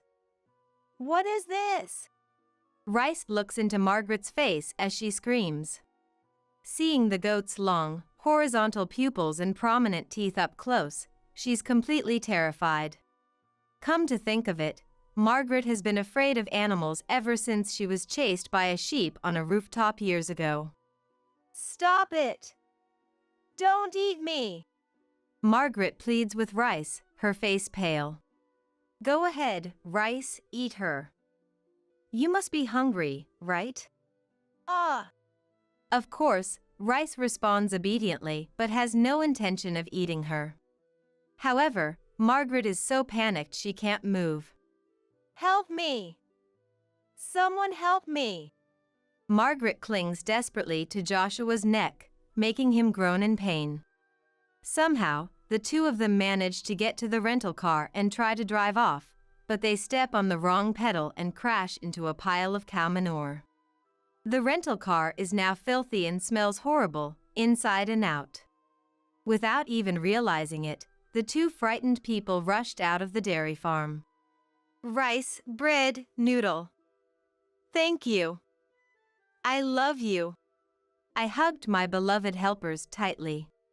A little distance away, Paul, who had brought Rice and the others to me, smiled with relief. Things didn't go well for Margaret and Joshua afterward. The rental car was in such a terrible state that the rental company was furious. They demanded that it be bought because it was no longer usable. Already in debt from the wedding and having paid me compensation, this must have been a severe blow. Moreover, Margaret was incapable of managing the household finances, and yet Joshua, not thinking, handed over his salary to Margaret because I had been managing it before, so they had no savings. In fact, they were in a situation where they were paying off one debt with another due to missed credit card payments. Joshua finally woke up and demanded a divorce from her. Margaret, desperate not to be abandoned, tore up the divorce papers Joshua brought, sometimes even eating them like a goat. He wanted to escape, but with no place left for him at work or at his parents' home, he had no choice but to return to Margaret. The only solace was that his parents were taking care of the children. Joshua's brother and his wife, who had no children, were even discussing adopting them. The children were innocent, and I hoped they could find happiness. Margaret and Joshua each separately pleaded. Help me! Or, it's his fault! I'm not to blame! But perhaps traumatized by the goats, they never set foot in the dairy farm. And so, I managed to secure peaceful and happy days. Rice, your beard is splendid today too. Paul laughed as he watched me play with the goats again. Nancy, you really love Rice, don't you? Of course, Rice is my savior. I'm kind of jealous. His slightly pouting face was adorable, and I moved a little closer. Of course, I'm grateful to you too, Paul. I am living vibrantly now because of him. Well, I'd like to get an answer soon. His thick fingers touched mine. Wanting to respond to that warmth, I held his large hand tightly. Rice bleated shortly as if teasing our closeness. Until just now, I was really wondering if this was the right moment, but it was my husband Bert's words that made up my mind. Standing tall with arrogance, he said, "Bring me a beer!" In front of him, I presented the divorce papers. Let's get a divorce. I've reached my limit. At the mention of divorce, Bert didn't show any confusion, just a calm face. How can he keep such a face? Am I just being naive? No, that's not it. Bert doesn't believe I would actually go through with the divorce. He thinks it's just a threat. Proof of that is Bert's aggressive response. Since you're the one bringing this up, you take care of our 6 kids. Don't expect any savings or child support from me. I've realized that no matter what, Bert always puts himself first. After signing the divorce papers, Bert threw them at me with a laugh, saying, "Here you go. I think I've really been patient until now." I've devoted my precious time to such a person, so nobody would oppose this divorce. Even though I've decided on the divorce, I still feel sad about Bert's selfish words and actions. But this is where it ends. His behavior will cast a shadow over his life from now on. My name is Caddy. I'm a 40-year-old housewife. I used to work as an employee at a certain company, but I quit due to health issues. I met Bert through an introduction from an acquaintance, and we later got married. Bert, who is 10 years older than me, is a very responsible and serious person. That Bert seemed like a wonderful person to me. I thought I could have a fulfilling life with him. Bert also said to me, "You're a wonderful woman. I want to be with you forever." There was no lie in his words, and I immediately accepted Bert's proposal. Life with Bert was sheer happiness. Although he wasn't much of a talker, we had very calm moments together. I'm glad I married him. Time passed, and our first child was born.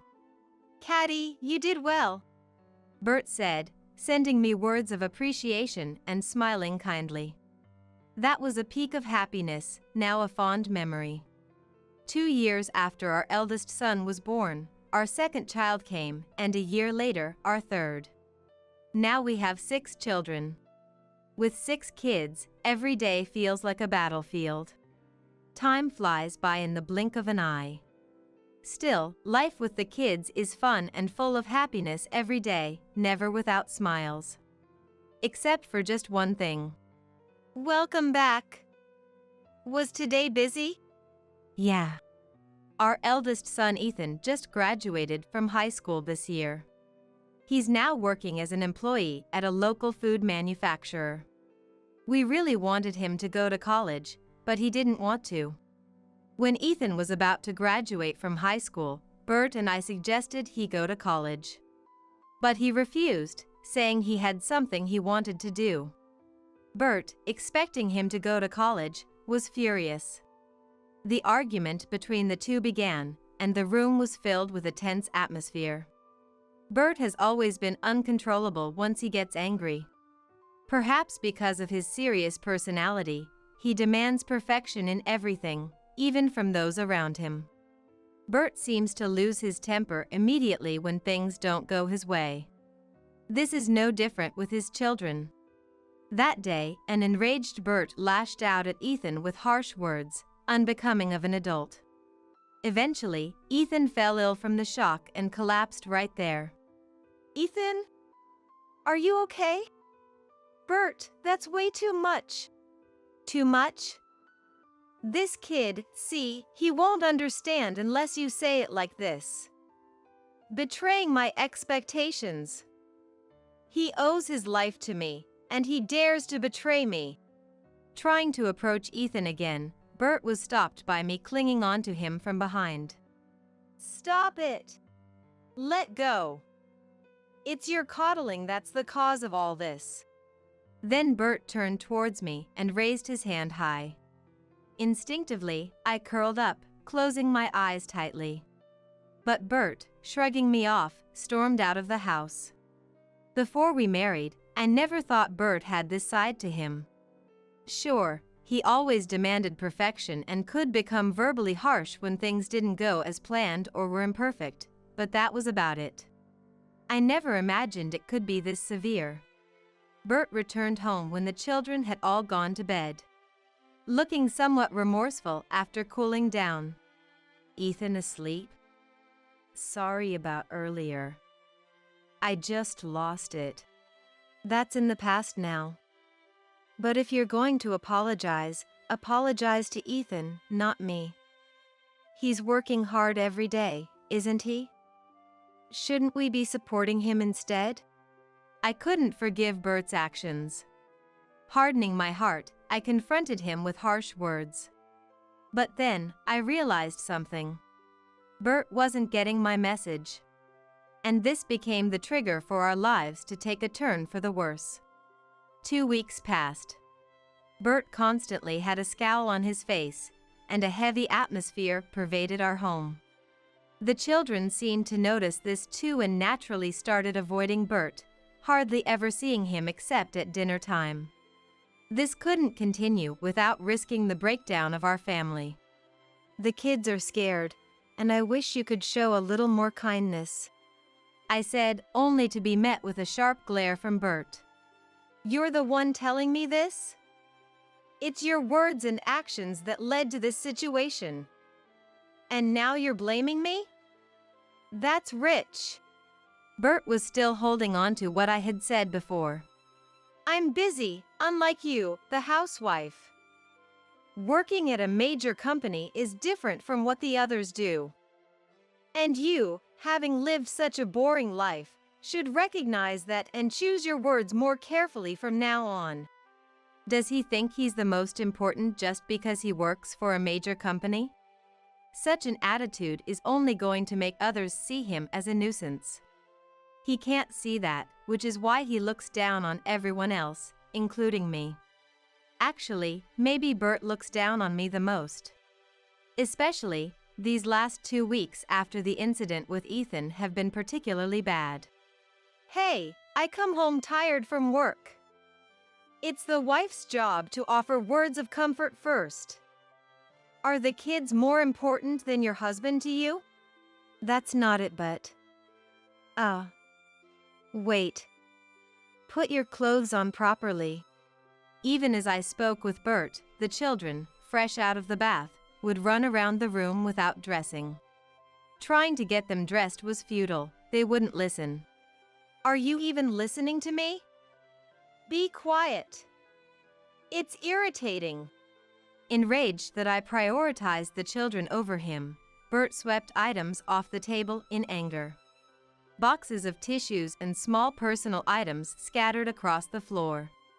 Startled by the unusual noise and scene, the children froze, looking at Bert with fear in their eyes. Ethan, who had been lounging on the sofa in the back living room, noticed the commotion and looked over. An uneasy atmosphere filled the house. But soon, Ethan took all the children to the back room, saying, "Let's go over there." My relief that the children were spared was short-lived. Bert grabbed me by the collar, shouting, "Don't you dare say that again," before storming off to the bedroom. It was the first time I felt fear towards Bert. One day, upon returning from work, Bert looked at me and said, "Isn't it strange? They're supposed to carry my blood, yet how did such failures come to be? Come to think of it, you dropped out, didn't you? That's why we have such failures for children." Mystery solved. Unbelievable words. How could he call his own children failures? And in a voice loud enough for all the kids to hear. I didn't care what he said about me. The fact he mocked me for being a dropout didn't matter. I could endure that. But I couldn't stand him speaking ill of the children. Especially not from their own parent. However, Bert's contempt continued.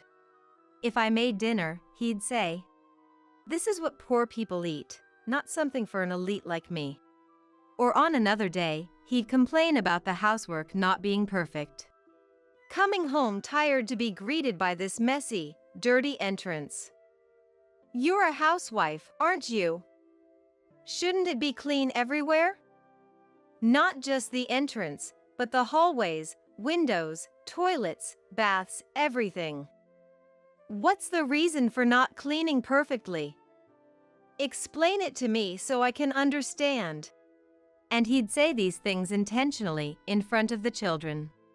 This went on for 2 weeks. Bert seemed to enjoy watching my spirit break little by little. I can't take this anymore.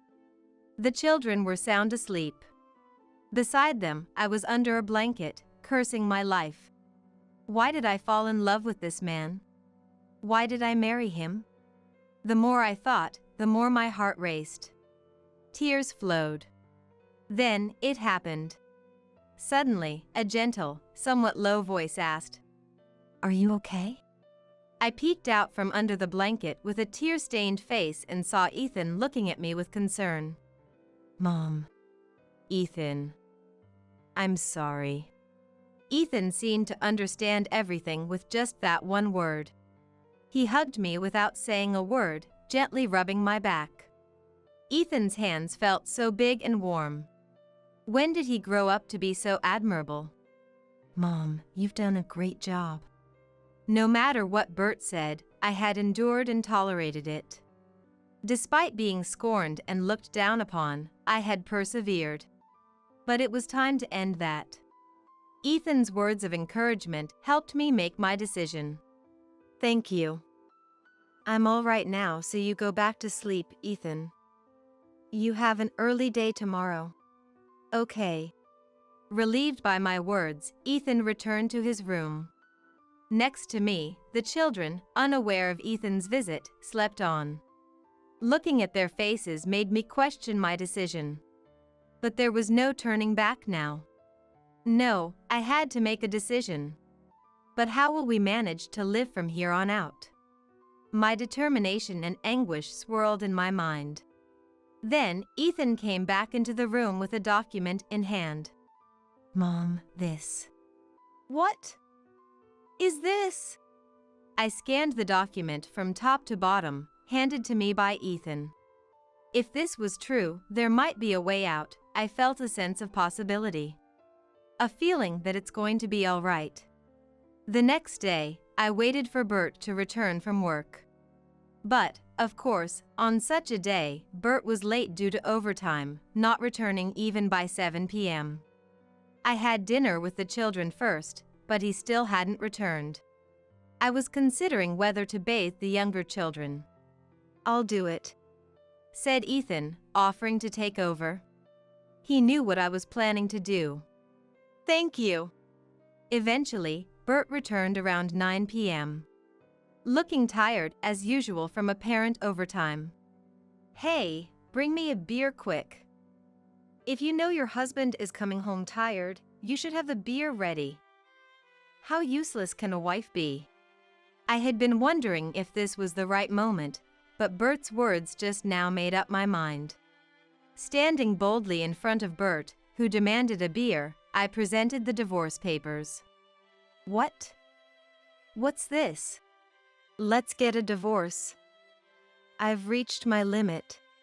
Bert, faced with the word divorce, didn't show any confusion, just a calm face. How can he remain so composed? Am I just being naive? No, that's not it. Bert doesn't believe I would really go through with the divorce. He thinks it's just a threat. Proof of that, Bert spoke with confidence. Since you're the one who started this, you take care of the 6 kids. Don't expect any savings or child support from me. It was clear that Bert always put himself first. After signing the divorce papers, Bert threw them at me with a laugh, saying, "Here. I think about how much I've endured until now. No one would oppose this divorce, given all the time I've dedicated to such a person." Even deciding on divorce, Bert's selfishness and attitude brought sadness. But that's as far as it goes. His actions would only cast a shadow over his own life from now on. That night, after confronting Bert with the divorce and while the children and Bert were asleep, I prepared to leave the house with Ethan. Ethan, knowing it would come to this, silently packed and prepared. Thanks to doing it together, we managed to leave the house early in the morning. Bert went to work as usual, but when he returned, no one would be here. That's when he would realize the situation he's in. The new apartment was about an hour's drive away, located a bit away from a residential area in a high-rise building. The children were thrilled the moment they stepped into the room. I never imagined we could live in a place like this. We ended up living in what's called a high-rise due to certain circumstances. All thanks to Ethan. A month has passed since the divorce. Unlike before, I no longer feel unreasonable stress. The children seem happier too. What was the point of our previous life? Life seemed so much more enjoyable, indicating just how awful living with Bert had been. But that's already in the past, and there's no use dwelling on it. Yet, Bert's selfishness wouldn't let me forget. After divorcing Bert and moving to the high-rise, Bert began calling incessantly. Again. I was getting fed up with Bert's calls. The children didn't seem to know who was calling, but as usual, only Ethan seemed to be aware. From Dad again? Yes, it's been intense lately. I can't ignore it anymore, can I? I can answer it. Mom, you're busy, and you don't have time to deal with Dad, right? Ethan was right. One of the reasons for moving here was a job opportunity. The company I had worked for before wanted me back. But dealing with Bert was something I had to handle myself. It's okay. I'll deal with him. Then, immediately after, a call from Bert came in. Was there something he so desperately wanted to say? It was unusual for him to keep contacting me like this. Hello? Hey, what's this all about? I wasn't informed about any of this. So now he noticed? I was going to say. Then paused, thinking maybe I should wait and see a bit longer. You always jump into things and get too heated. Try to be a bit more calm when you speak. But Bert, far from calming down, only grew more aggressive. Calm down. You think you can say whatever you want because it's not about you. You've caused a huge mess. That's why you need to explain what the huge mess is. If it's because of me, what exactly has gotten worse? Come on, you're not a child, and you're a big company employee, right? Then explain it clearly so everyone can understand.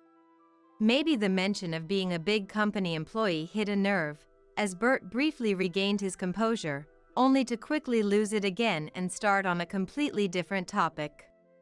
Getting cocky, are you? Who do you think has allowed you to live comfortably up to now? It's all thanks to me.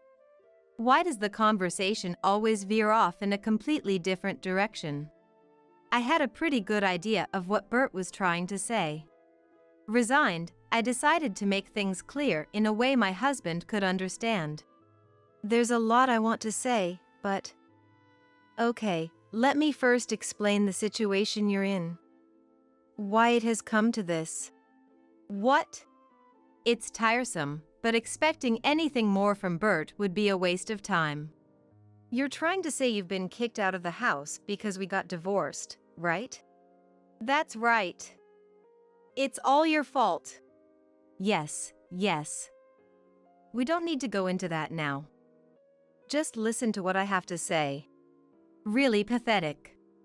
To think a 50-year-old can't even listen to others. It felt like I was explaining things to a child, making it as simple as possible. First, it's not my fault you were kicked out of the house. The rent and living expenses for that house were being paid by Ethan, not you. That can't be true. You were receiving living expenses from me every month, weren't you? Yes, I did receive them. $100, though. With 6 children and living in a decent apartment, what kind of husband only contributes $100 a month? If it weren't for Ethan, the rest of the family, excluding you, would be homeless by now. No, that's... Bert said. Back in the day, $100 was enough to live on, so you should manage. Explaining why he only contributed $100 to the household expenses. Naturally, $100 was nowhere near enough, so I reluctantly used my savings from before I was married to scrape by. Then one day, Ethan suddenly handed me some money. Use this. What? What is this? It's my salary for this month. From now on, I'll support us, so you don't have to worry. Save your money for the younger siblings. I was moved to tears. Ethan was thinking of the family more than anyone else. Since then, Ethan worked tirelessly every day to support our family. Now, with me divorced and Bert on his own, it was natural that he couldn't pay the rent or the living expenses. After all, neither I nor Ethan were there. If only he realized that this situation was serious, he could have done something about it. It's because you're too focused on playing around with women that things turned out this way. How do you know that? Ethan saw you. He was taken to a restaurant by his coworkers and saw you with a woman he didn't recognize. It was your favorite lady from that high-class club behind the station, right? Apparently, you've been lavishing her with a significant amount of money every month. All this information came from Ethan. Bert's momentum vanished completely, and he was utterly disheartened. However, my frustration with him was far from over. Just then, he said, "Help me." "Excuse me?" My promotion got cancelled. Despite working diligently for the company all these years, if things continue this way, I'll be overtaken by the juniors, and my peers will leave me behind. My life is over. It was a pitiful story. And what is he saying now, after all this time? It was clear from the time we were married that Bert wasn't going to be promoted. You seem to be misunderstanding something. Of course, you're not getting promoted. You act all high and mighty without being competent at your job. You blame your mistakes on your subordinates and dodge responsibility. Yet, you try to curry favor with your superiors. No company would promote someone like that. Confronted with the truth, Bert had nothing to rebut. Do you understand how wrong you were? Now, change your attitude and start living your life properly. I thought about pressing further, but realized that saying anything more would be pointless and was about to hang up. However, Bert, perhaps out of desperation, suddenly begged for reconciliation. "Let's start over." "Excuse me?" "Let's try again, you and I. This time, I'll properly take care of the children and give you my entire salary. We won't rely on Ethan's money. I'll support us. Let's forget everything and start anew, building a wonderful family and life together. We can do it. With the new me, we surely can. So, let's start over." Had he eaten something odd? His words sent chills down my spine. Ethan, listening nearby, looked more dismayed than I had ever seen him. Do you even understand what you're saying? Starting over is impossible. Absolutely impossible. Even if you transformed into a wonderful person, it's impossible. No matter how much money you offer, it's impossible.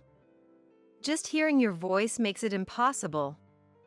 It's simply impossible. That's all. There's no way that's true. You just don't understand the risk of letting go of a big company employee like me." Big company employee, huh? I hadn't wanted to go this far for the sake of Bert's pride, but it seemed necessary to make him give up. Listen, you always bring up being a big company employee, but do you even understand your current situation? Do you realize you're the top candidate for layoffs in the company? Or better yet, do you know where I work? Where? At N Corporation. The same company as you. I work there as the Chief of General Affairs. Though it's remote work. What? Bert must have never imagined that I was working as the Chief of General Affairs at the same company. Shocked, he murmured something unintelligible over the phone. I originally worked as a sales department manager at N Corporation, but the continuous busy days led to a deterioration in my health, and I resigned. Feeling down because I couldn't work, which had been my only joy, I was introduced to Bert by an acquaintance. Surprised to hear he worked at the same company, I wanted to say, "Me too." But Bert bragged so much about working at N Corporation that I ended up not saying anything. He kept bragging about it even after we got married. But now, knowing that I had been a manager at N Corporation and had taken the position of General Affairs Manager, his boasting had become meaningless. But why suddenly a general affairs manager? It's thanks to Ethan. Ethan's? The president of the company where Ethan works was a classmate of N Corporation's president. Through conversations between the presidents, Ethan's work ethic became a topic of discussion, and it was then revealed that I was Ethan's mom. The president of N Corporation personally sent me a letter through Ethan, asking me to come back. Thanks to Ethan's support, I decided to return to work. What surprised me more was that the president arranged for our family to live in the high-rise condo he used to live in. It was a gesture of gratitude for returning to N Corporation, but I was astonished to learn it was such a luxurious high-rise condo. It was rented out to us at a very low price, considering it was for the sake of the young children. I am deeply grateful to the president for allowing us to live in such an incredible place. That's the story. Then, Bert began to lose his mind over the phone, to the point it was unmistakable. I could hear Bert yelling in a voice I had never heard before, and while I couldn't make out the exact situation over the phone, it was clear there was commotion around him. Alongside that, there were also voices that sounded like multiple security guards saying, "Don't move!" A few minutes later, I heard the sound of police sirens, followed by a moment of silence, and then Bert's shouting alongside the shouts of police officers. Finally, the sound of the police sirens faded away, growing distant. I later learned from an acquaintance that Bert had caused a scene at the entrance of N Corporation during work and was warned by security guards. His defiant attitude led to a call to the police, and he was taken away. After being held for questioning, he was eventually released. Naturally, this incident led to his termination from the company, and now he is reportedly living on the streets without a home. But there's still something Bert needs to do for us.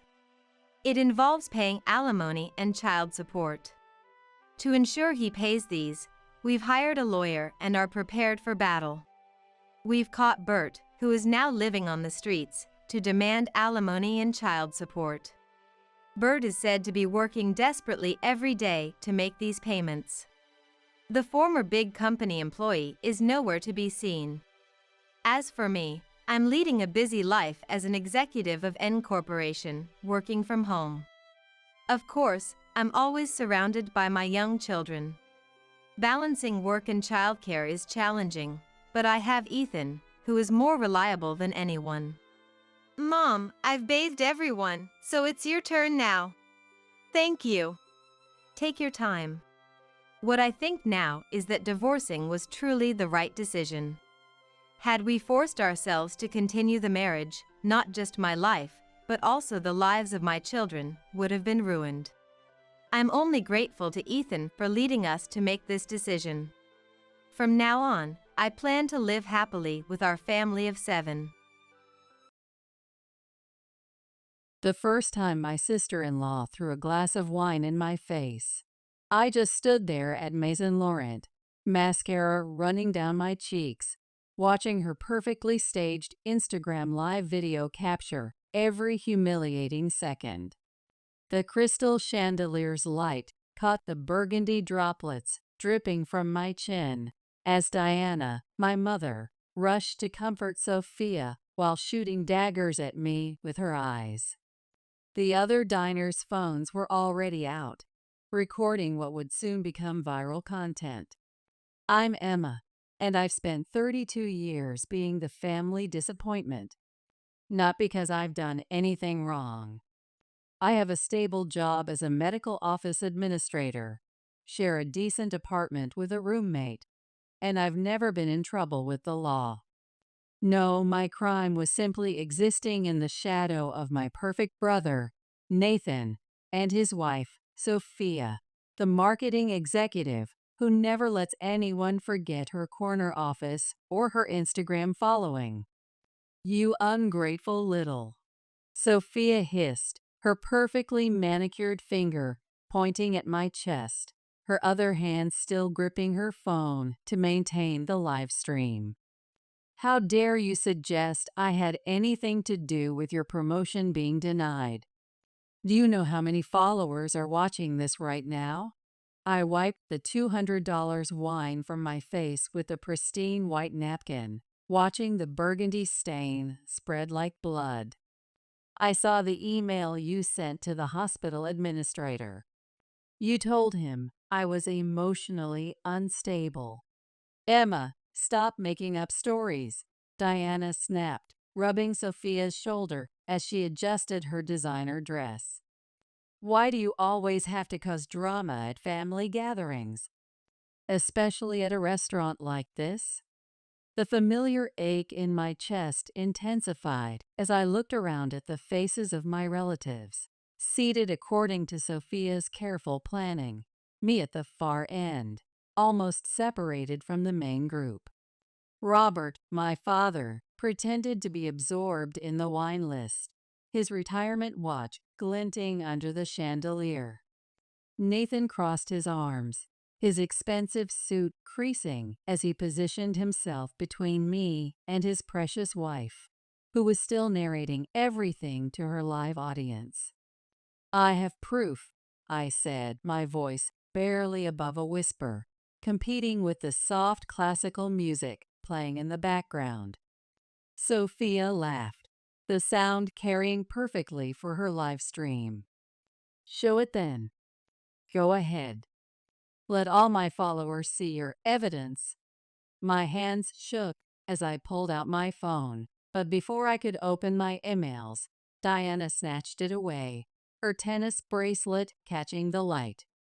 Enough, she shouted, causing nearby diners to turn their heads.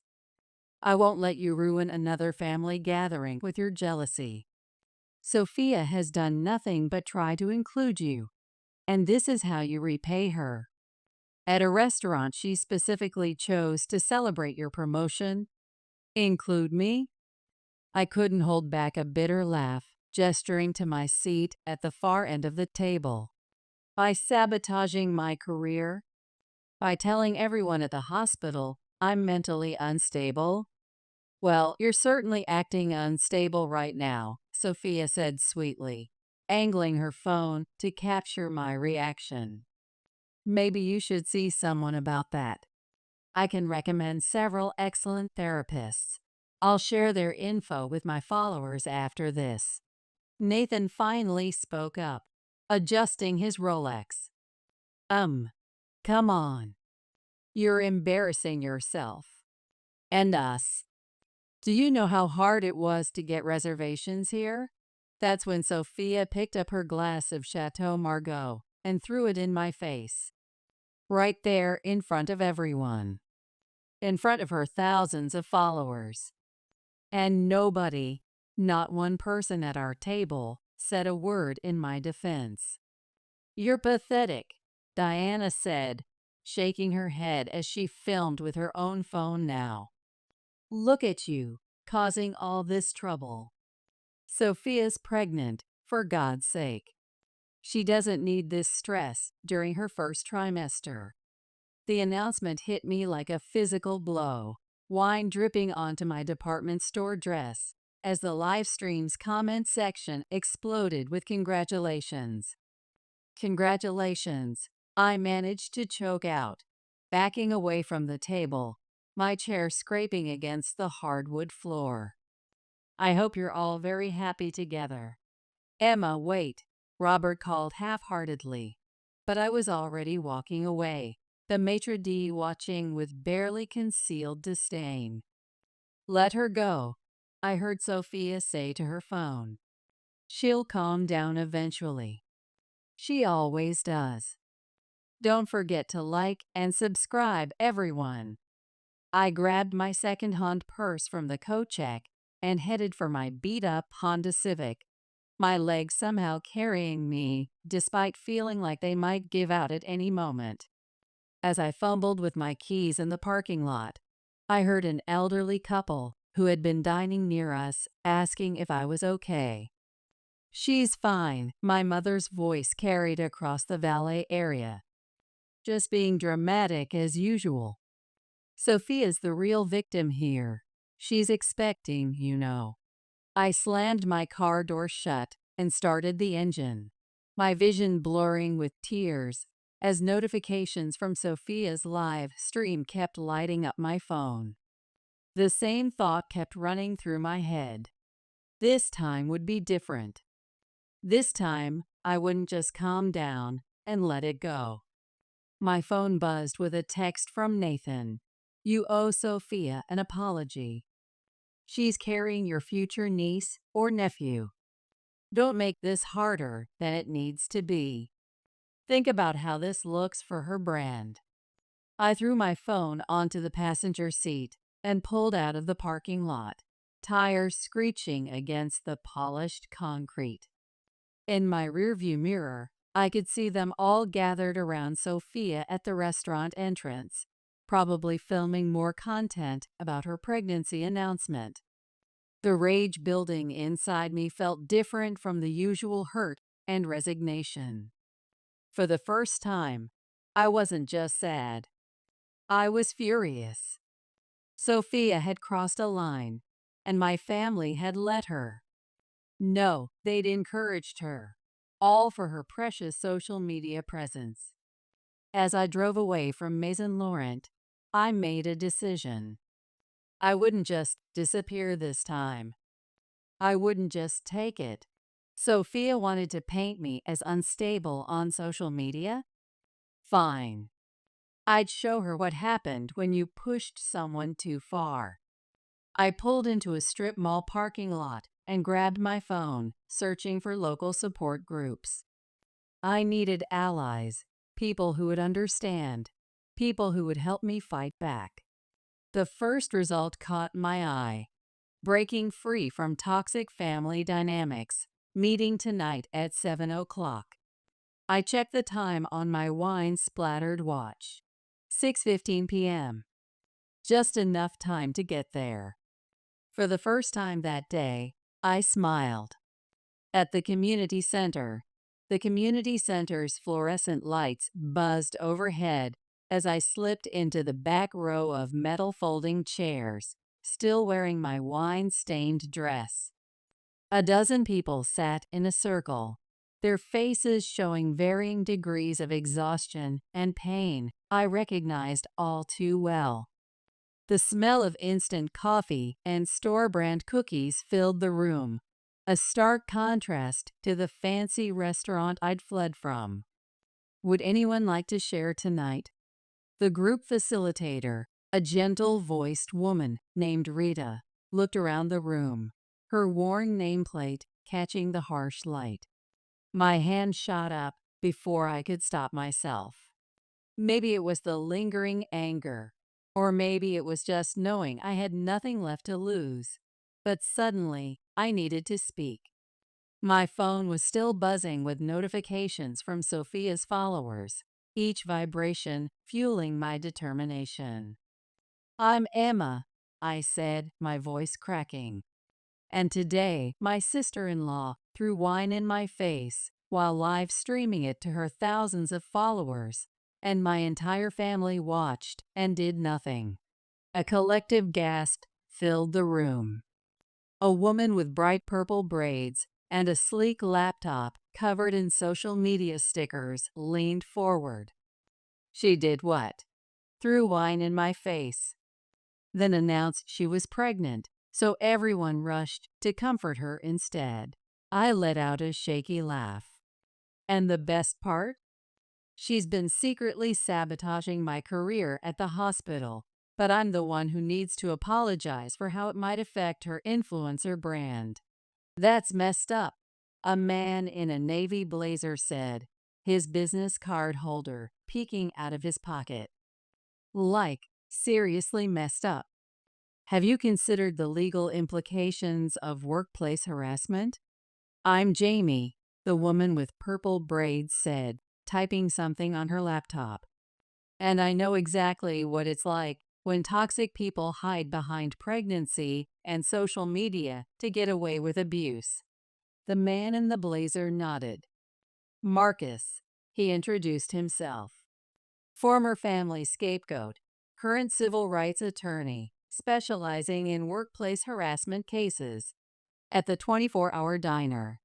After the meeting, Jamie and Marcus approached me in the parking lot, the streetlights casting long shadows across the asphalt. "Want to grab coffee?" Jamie asked, her social media analytics dashboard still glowing on her laptop screen. "You look like you could use friends right now. Plus, I'd love to show you what's happening with your sister-in-law's live stream metrics." 20 minutes later, we sat in a worn vinyl booth at a 24-hour diner, and I found myself spilling everything over lukewarm coffee and stale pie. The fluorescent lights made the wine stains on my dress look even worse. "So, she sent an email to your hospital administrator?" Marcus pulled out a legal pad. "Do you still have proof?" "It was forwarded to me by a nurse who saw it accidentally. I have screenshots. But what?" Jamie pressed, her fingers flying over her keyboard as she monitored Sophia's social media activity. "But every time I try to stand up to her, I end up looking like the crazy one. She's so good at turning everything around. She has this perfect online presence, the successful marketing executive, the loving wife, the mom-to-be. Who's going to believe the medical office administrator who can barely afford her share of the rent?" "Classic narcissist move," Marcus said, making notes. "They push you until you react, then use your reaction to prove you're unstable. And social media makes it even easier for them to control the narrative." My phone buzzed again. Another text from Nathan. "Mom's having an anxiety attack because of you. Hope you're happy. Think of what this stress could do to Sophia and the baby." Jamie glanced at my phone and scowled. "Let me guess. They're already trying to make you feel guilty while she's probably posting about family drama on her stories." I nodded, pushing my phone away as another wave of notifications from Sophia's followers flooded in. "You know what's interesting?" Marcus tapped his pen against his legal pad. "People like your sister-in-law usually have a pattern, especially in corporate environments. I bet this isn't the first time she's done something like this to someone." "What do you mean?" "I mean, we should do some digging. Social media history, previous companies, old colleagues. People talk, especially if they've been hurt. And in the age of digital footprints, nothing really disappears." Jamie's eyes lit up as she pulled up multiple browser windows. "I'm good at that kind of research. It's literally my job. I help companies track their social media impact, and sometimes that means finding the skeletons in their digital closets." "I don't know." I hesitated, watching the diner's neon sign flicker through the window. "Isn't that going too far?" "Did she go too far when she threw wine in your face and broadcast it to thousands of people?" Jamie asked quietly. "When she tried to ruin your career at the hospital." Before I could respond, my phone lit up with a notification. Someone had tagged me in a Facebook post. It was Sophia posting about the unfortunate family incident and how she was praying for my mental health during her precious early pregnancy journey. Oh, hell no. Jamie grabbed my arm, her purple braids swinging as she leaned in to read. "She's trying to control the narrative. We need to act fast before this goes viral in the wrong way." "I think I found something," Marcus said, scrolling on his phone. "Sophia used to work at Sterling Marketing Group, right?"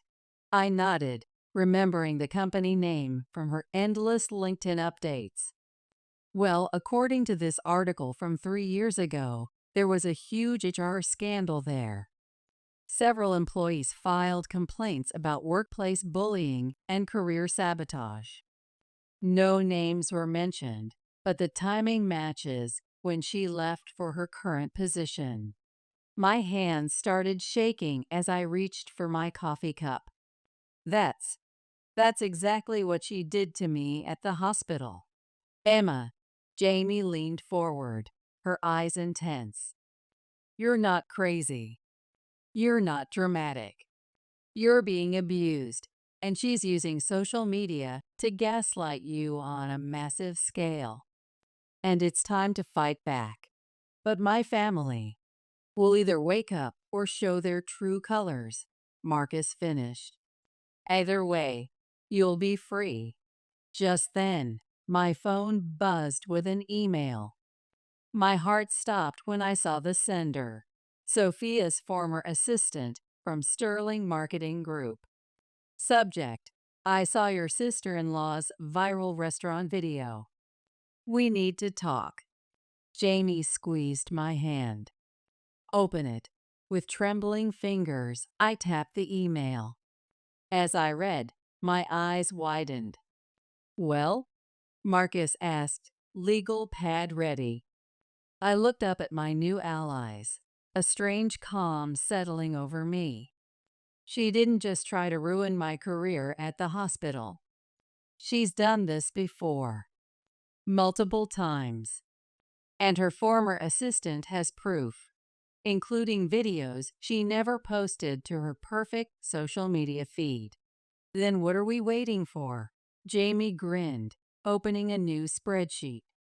Let's get to work. First, we need to archive everything before she starts deleting evidence.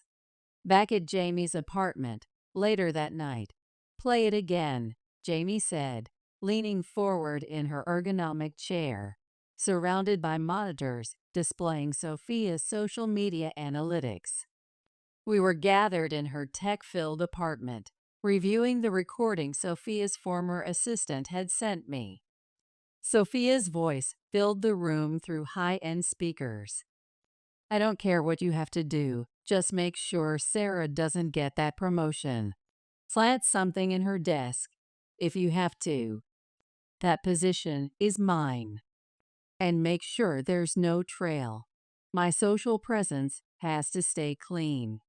That's the third recording we found of her threatening someone's career, Marcus said, organizing files in a legal document. All with the same pattern, and all carefully kept off her public feeds. I nodded, feeling slightly sick, as I watched my wine-stained dress dry on Jamie's bathroom door. And all of them ended up having mental breakdowns at work, just like she's trying to do to me at the hospital. Your sister-in-law's been busy, Jamie muttered, scrolling through layers of social media data. Look at this. 5 different workplaces in 7 years. Each time climbing higher by stepping on others. And every time she managed to make herself look like the victim online. My phone buzzed. Another text from my mother. Sophia's having terrible morning sickness. The stress you're causing isn't helping her pregnancy journey. Why can't you just apologize? Think of her followers. Don't respond, Marcus warned, seeing my expression. That's exactly what they want. More social media drama to use against you. I know, I said, my voice catching. But it's hard. They're still my family. Family doesn't let someone publicly humiliate you for likes and shares, Jamie reminded me firmly.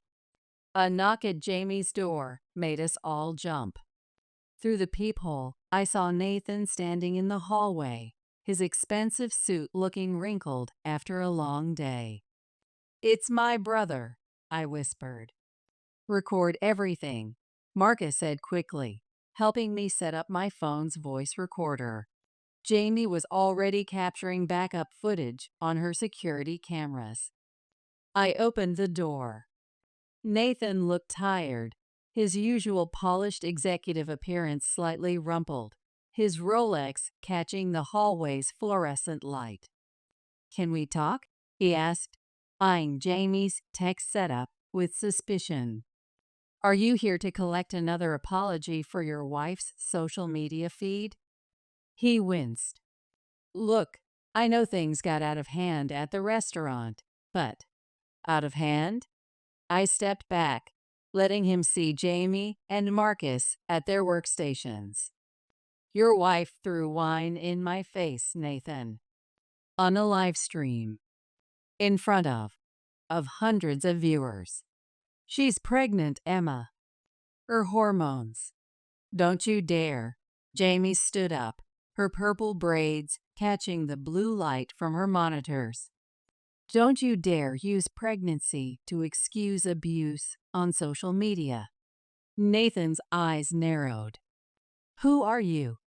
Emma, what is this setup? These are my friends, I said. The only people who actually defended me after your wife assaulted me for contempt. Assaulted? Nathan laughed. Now you're being dramatic. It was just an unfortunate moment that got captured on stream. Marcus pressed play on the recording we'd been reviewing. Sophia's voice filled the room again, detailing her plans to sabotage Sarah's career, complete with social media strategy. Nathan's face went pale. What is this? Your wife's greatest hits, I said. Want to hear more? We have plenty. And none of them match her carefully curated online image. Where did you get these? His voice shook slightly as his eyes darted between the monitors, showing his wife's digital footprint. Turns out I'm not the first person Sophia's tried to destroy, I said, watching Jamie's analytics showing the restaurant video going viral. Just the latest in a long line. But I'm going to be the last. Are you threatening my wife's reputation? No, I said calmly. I'm promising to expose the truth behind her perfect Instagram facade. Unless what? I took a deep breath. Unless she publicly admits what she did to me and the others. Unless she gets help for whatever makes her need to destroy people while maintaining her flawless online presence. You're trying to blackmail us. Nathan's face reddened, his designer tie askew. I'm trying to stop her before she hurts anyone else, I corrected. Including your baby, if there really is one. That hit home. I saw the flicker of doubt in his eyes as he glanced at the data on Jamie's screens. Think about it, Nathan, Jamie added softly. What happens when the baby gets older? When they start competing with Sophia for attention? What happens when they succeed at something she wants? Will that end up on her perfect feed too? Get out, Nathan said, but his voice lacked conviction as his eyes lingered on the evidence. All of you, get out. We're in my apartment, Jamie reminded him, gesturing to her workspace. But you can leave whenever you want. Just remember, I'm not backing down this time. As Nathan stormed out, my phone pinged with a notification. Someone had shared Sophia's Facebook post about my mental health issues in a local hospital workers group. Perfect timing, Marcus said, grinning as he pulled up legal documents. Ready to release the first recording? I hesitated, watching my social media notifications multiply. What if it backfires? That's why we have a plan, Jamie reminded me, her fingers flying across multiple keyboards. We start small. Just enough to make people question her perfect online image. My hands shook as I typed out my response to Sophia's post. Interesting how my mental health issues started right after I discovered this email to our hospital administrator. I attached the screenshot, my heart pounding as I hit post. And now we wait, Marcus said, organizing his legal documents. We didn't have to wait long. Within minutes, my phone exploded with notifications. Sophia was calling repeatedly. My mother left angry voicemails about ruining the family's social standing. But among the family chaos, other messages started appearing. She did the same thing to me at Sterling Marketing. I thought I was crazy. She gaslighted me for months and made me look unstable on LinkedIn. I have emails too, and screenshots of her perfect Instagram posts from that time. Do you want them? I looked at my new friends, tears in my eyes. I can't believe this is really happening. Believe it, Jamie said, hugging me while monitoring the growing social media storm.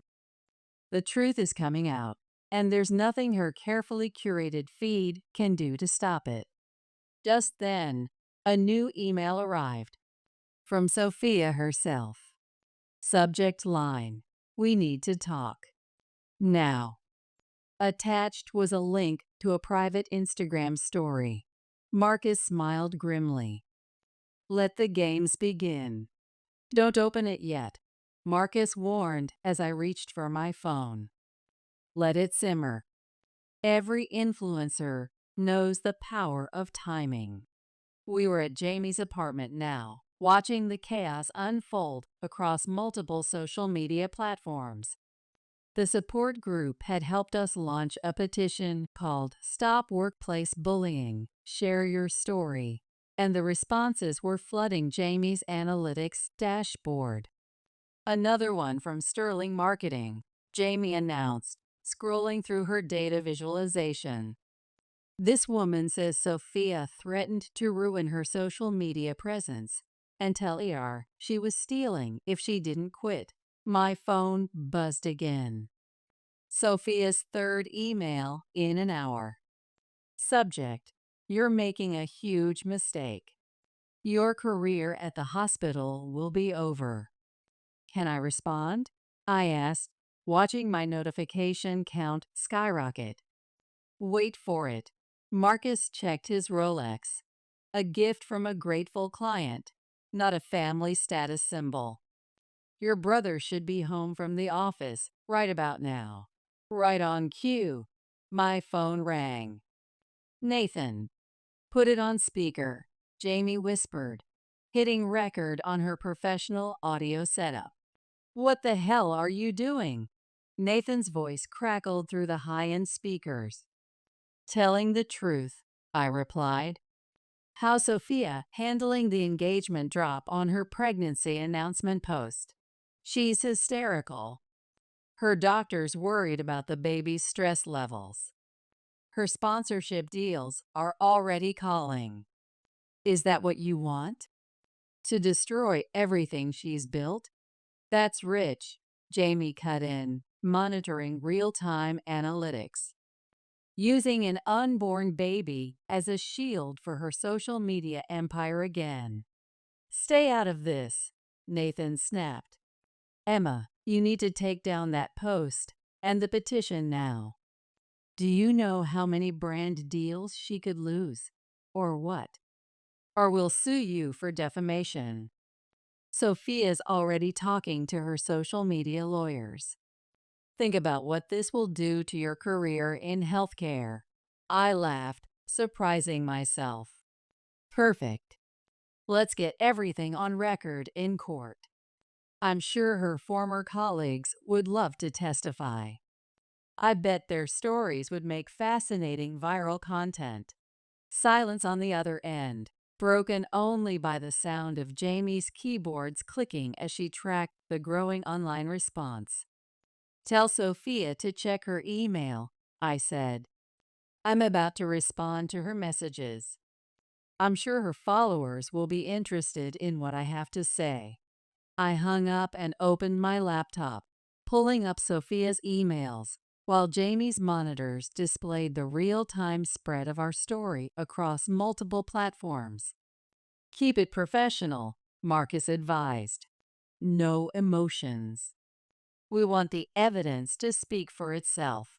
I typed, Dear Sophia, I'm happy to meet and discuss this situation. Bring your lawyer if you'd like. I'll bring mine, along with documentation from your former coworkers. Your choice. Best regards, Emma. Send it, Jamie said, tracking engagement metrics. As soon as I hit send, a new notification popped up. Someone had shared a video in the petition comments. Oh my God, I whispered as we watched.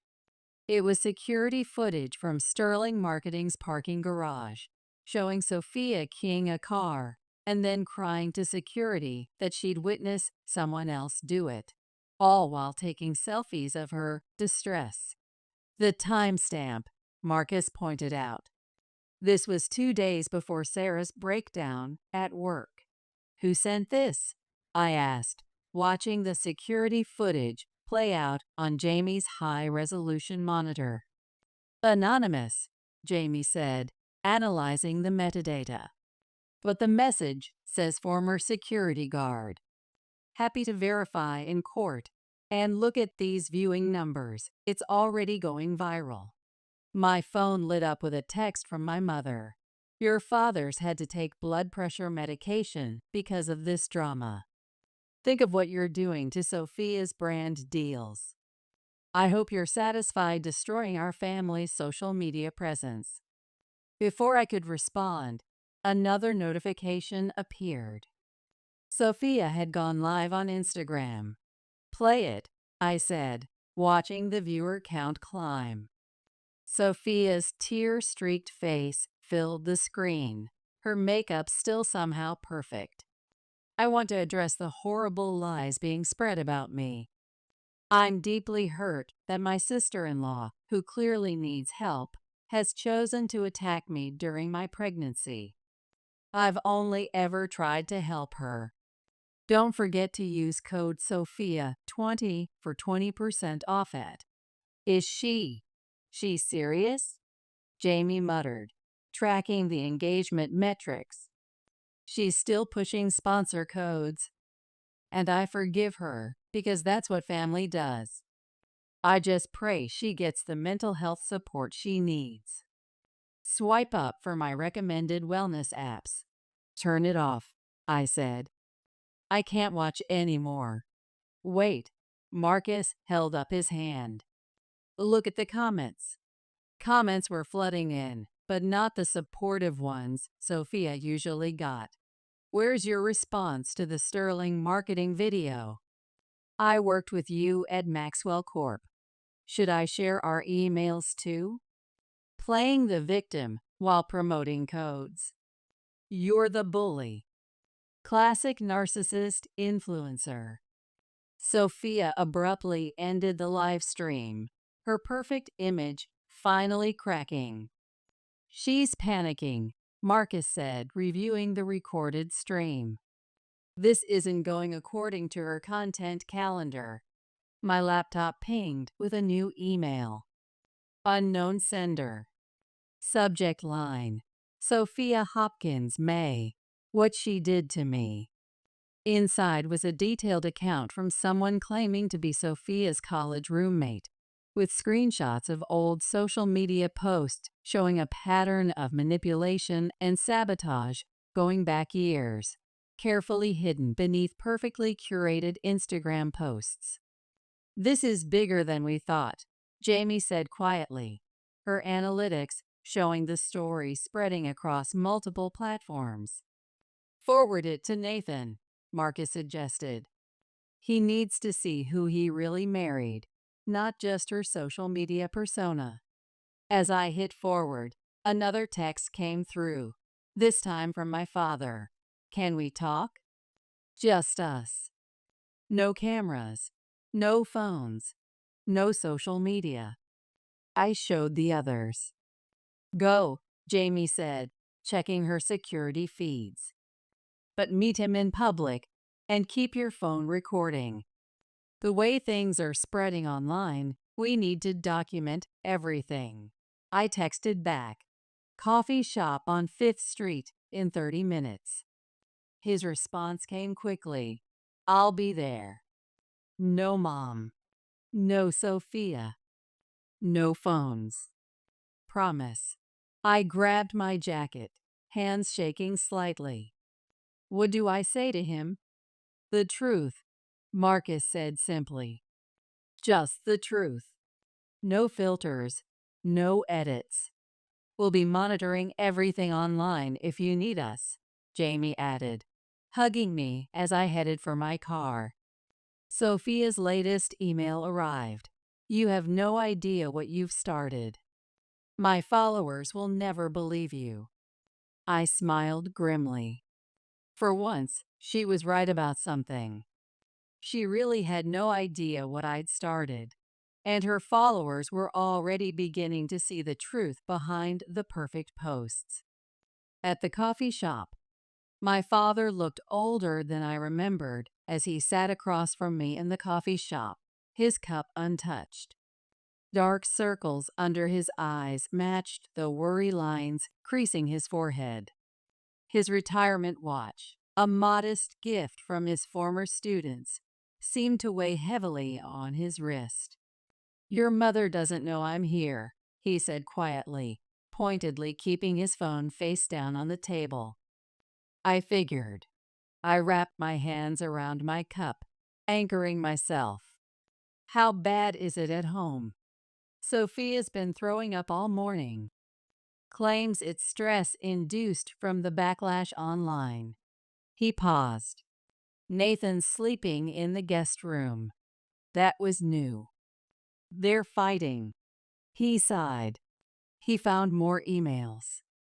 Old ones. From before they were married. He paused again, his voice catching. She did something similar to his ex-girlfriend. Made it look like she was stealing from their shared apartment. Posted about it everywhere to ruin her reputation. And you're just now believing me? I couldn't keep the bitterness from my voice. Emma, His phone buzzed. He glanced at it and winced. Mom, he sighed. She's called 12 times since I left. Show me, I said. He turned his phone around. The messages made my stomach turn. Where are you? Sophia's having contractions. Her Instagram followers are so worried. If you're with Emma, I'll never forgive you. The doctor says she might lose the baby because of this stress. Think of her sponsorship contracts. She's lying, I said flatly. About the contractions. Sophia's been posting on Instagram all morning. She's at the salon. Dad's eyes widened. What? I pulled up Sophia's stylist's latest post from an hour ago. Sophia getting highlights, smiling at the camera. The caption read, Pampering my favorite mama-to-be. #pregnant Siglo #sponsored. Oh God, Dad whispered. Your mother's been. She's been crying all morning about Sophia being in the hospital. My phone buzzed. Jamie had sent a link to a new post in our petition group. Someone had shared Sophia's salon photo alongside my mother's Facebook status about rushing Sophia to the emergency room. It's all falling apart, isn't it? Dad said, his voice hollow. The perfect social media family we thought we had. It was never real to begin with. The bell above the coffee shop door chimed. I looked up to see Nathan walking in, his face ashen, his phone clutched in his hand. I tracked Dad's phone location, he said, sliding into our booth. We need to talk. About what? I asked. About how Sophia destroyed your ex's life on social media. Or about how she's been manipulating everyone for years. About how I'm filing for divorce. The words hung in the air like smoke. What? Dad and I spoke simultaneously. Nathan pulled out his phone. Remember my old girlfriend, Maria? The one who supposedly stole from us and got dragged on social media. He pressed play on a voice recording. Sophia's voice filled our corner of the coffee shop. Of course, I planted the jewelry in her gym bag. That stupid expletive actually thought Nathan would believe her over me. Please. Now she's gone, and I got exactly what I wanted. Just wait until I post about being the forgiving victim. My engagement rates will soar. Where did you get that? I whispered. Her old roommate from college sent it to me. Said she's been holding onto it for years, feeling guilty. Nathan's hands were shaking. There's more. So much more. All hidden behind her perfect posts. God, I've been such a fool. Dad put his head in his hands. Your mother. She's going to. She's going to have to face reality. I finished firmly. My phone lit up with a notification. Sophia had just gone live on Instagram again, this time from her social media lawyer's office. Play it, Nathan said. Sophia's tear-stained face appeared on screen, her makeup still camera ready. I'm here to announce that I'm filing a restraining order against my sister-in-law, who has launched a vicious campaign of harassment against me and my unborn child. And don't forget to use code BLESSED24. Comments were already flooding in. But you were at the salon an hour ago. Hash receipts. What about the sterling marketing video? Hash exposed. Stop using your pregnancy to sell products. Hash influencer scam. The live stream abruptly ended. She doesn't know I'm here, Nathan said. She thinks I'm at work, supporting her latest damage control campaign. What are you going to do? I asked. I've already done it. Filed for divorce this morning. My lawyer has copies of everything. The recordings, the emails, the videos, the fake pregnancy posts. All of it. Dad's phone buzzed again. Mom was calling. Answer it, I said. Put it on speaker. Roland. Where are you? Sophia's being rushed to the hospital again. Her followers are so worried. And no, she's not. Dad cut in, his voice stronger than I'd ever heard it. She's at her lawyer's office, Marlene. I can see her Instagram live stream right now. Dead silence. Mom, I said, my voice steady. You're live on every social platform right now. Would you like to explain why you've been lying about Sophia's medical emergencies? Jamie's analytics dashboard showed our live viewer count climbing as Marcus leaned forward, his legal expertise coming to the forefront. Mrs. May, he interjected, are you aware that making false claims about medical emergencies, especially when tied to sponsored content, could be considered fraud? The line went dead. Well, Marcus said, this is certainly more dramatic than we expected. Let's talk about the workplace incidents and social media manipulation. The coffee shop door burst open. Sophia stood there, her face flushed with anger, salon fresh hair perfectly styled for the cameras she thought would be waiting. You little, she snarled at me, then froze as she noticed her live stream was still running from her phone. Perfect timing, Marcus said smoothly. Sophia, would you like to address the allegations? We have some fascinating security footage from Sterling Marketing, along with your engagement metrics showing a pattern of. You can't air this, Sophia said, her voice shaking as she realized no sympathetic followers were coming to her defense.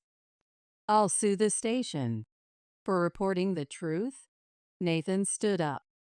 Like the truth about what you did to Maria? About how you built your entire influencer career on destroying others. Sophia's face went white. Who told you about? Your old roommate sent me the recording, Nathan said. The one where you bragged about planting stolen jewelry in her gym bag. Right before you posted about being a victim of theft to boost your following. The cameraman zoomed in on Sophia's face as it crumpled. I was protecting our brand, she whispered. Everything I did was for our social media presence. No, Nathan said firmly. Everything you did was for your engagement rates. My phone buzzed with a text from Dad. On my way with the police. Your mother called them claiming Sophia was being held hostage for a publicity stunt. You want to wait for the police to arrive? I asked Sophia. I'm sure it'll make great content. Mom called them again. Sophia's hand flew to her perfectly made-up face. No. No. No, this isn't how my story was supposed to go viral. Real contractions this time? Jamie asked sweetly, monitoring the social media fallout. Or just more manipulation for views? Sophia's eyes darted around the room, taking in the phones recording her, the witnesses, her husband's disgusted expression. I can explain everything, she said weakly. It was all for the content. The followers expect. Please do, Marcus replied, gesturing to an empty chair. We're live across all platforms, and your followers would love to hear your side. Sirens wailed in the distance. Sophia Hopkins May? A police officer's voice boomed from the doorway. We received a report of a social media personality being held hostage. As you can see, Jamie gestured around the room. Miss Hopkins May walked in here freely, interrupting our discussion about workplace bullying and social media manipulation. This was a setup, Sophia's voice cracked. You're ruining my brand. No, I said calmly. This was consequences. The police officer looked confused. Ma'am, making false reports is a serious offense. Who called this in? My mother, I said, who's been making false reports all day. We have it all documented across multiple platforms. Sophia suddenly lunged for Jamie's laptop. I'll delete everything. All the evidence.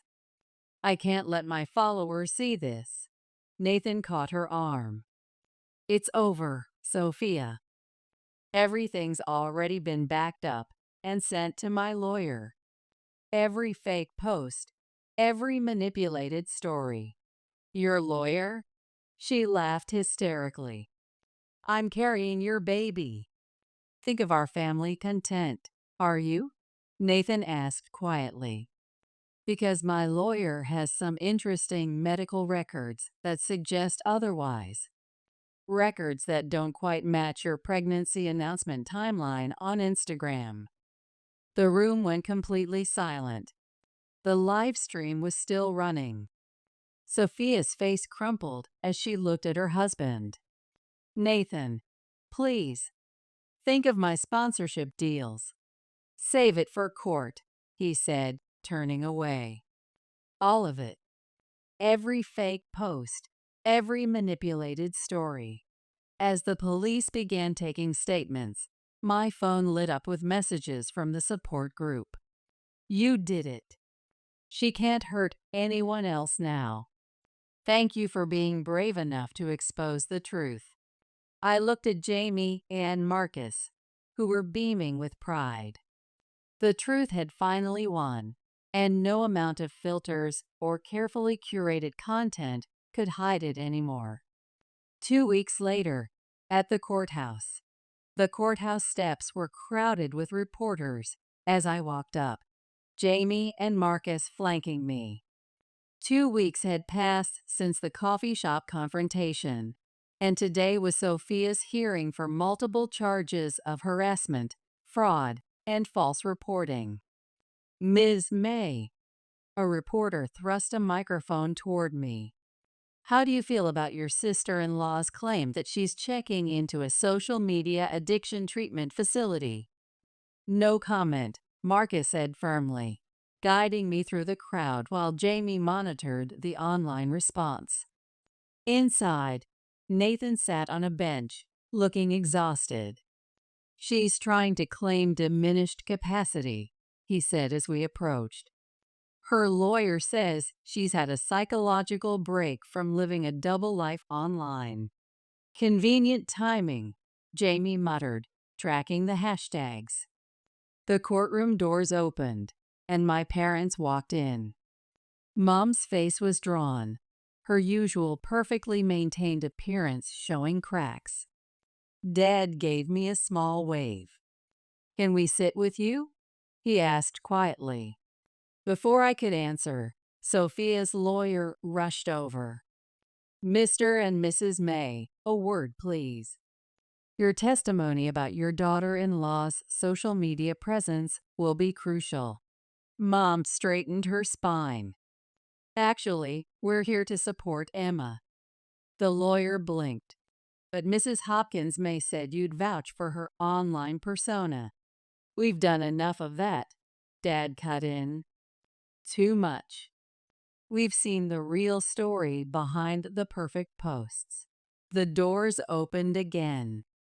Sophia walked in, wearing a conservative dress and no makeup, clutching a tissue.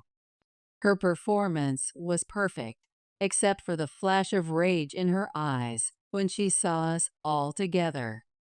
Her phone was noticeably absent for the first time I could remember.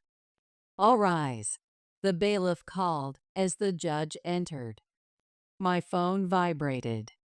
A message from Maria, Nathan's ex, just landed. "Coming straight there. Got more evidence of her social media manipulation." The proceedings began with Sophia's lawyer painting a picture of a troubled woman who needed help, not punishment. A victim of social media pressure and influencer culture. "Your Honor," the prosecutor stood. "I'd like to call our first witness, Sarah Thompson, former Sterling marketing employee." Sarah approached the stand, her hands steady as she was sworn in. She looked directly at Sophia as she testified about the sabotage, the planted evidence, the orchestrated breakdown, all carefully documented for maximum social media impact. "And do you have proof of these allegations?" Sarah nodded. "Emails, voice recordings, and security footage. Plus 16 other employees ready to testify to similar experiences. We also have extensive documentation of how she used social media to destroy our reputations while building her brand." Sophia's lawyer jumped up. "Objection. My client was experiencing social media addiction during, which she documented only after being caught." The prosecutor counted. "We have evidence of premeditation spanning years, carefully planned across multiple platforms." The courtroom doors opened quietly. Maria slipped in, carrying a thick folder of printed Instagram posts and analytics. Nathan's face tightened as she sat behind us. The prosecution calls Maria Rodriguez. Sophia's composed facade cracked slightly as Maria took the stand. "Ms. Rodriguez, please tell the court about the jewelry incident and subsequent social media campaign." Maria's voice was clear and strong. "Sophia planted my grandmother's jewelry in my gym bag, then reported it stolen. But what she didn't know was that I had installed a small camera in my apartment after things started going missing. While she was posting about being a victim of theft to gain followers, I was recording her actions." The prosecutor handed the judge a USB drive. "Exhibit C, Your Honor. Security footage showing the defendant placing items in Ms. Rodriguez's bag, followed by her social media posts about the incident. Sophia stood up suddenly. She's lying. They're all lying. Look at my engagement rates. My followers know the real me. Mrs. Hopkins May, the judge warned. Control yourself. I'm pregnant, Sophia wailed. You can't stress me like this. I need to update my followers. About that, Nathan's lawyer stood. We have medical records proving that claim is false, along with timestamps of when she purchased fake pregnancy test results for her social media announcement. The courtroom erupted in murmurs. Sophia's face went from desperate to calculating in an instant. Fine, she said, her voice suddenly cold.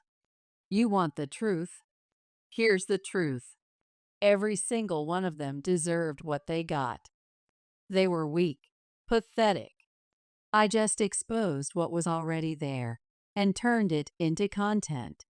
Her lawyer tried to silence her, but Sophia shoved him away. You think I'm the villain? She pointed at me. Look at her. She turned my whole following against me. She destroyed my brand. My sponsorships, no. My mother's voice rang out clearly. You did that yourself, Sophia. With every fake post, every manipulated story, Sophia spun around. You're taking her side? After everything I did for this family's social media presence? You mean after everything you did to this family, Dad corrected. Order. The judge banged his gavel. Mrs. Hopkins May, this outburst will not help your case. Case? Sophia laughed. Oh, I'm guilty.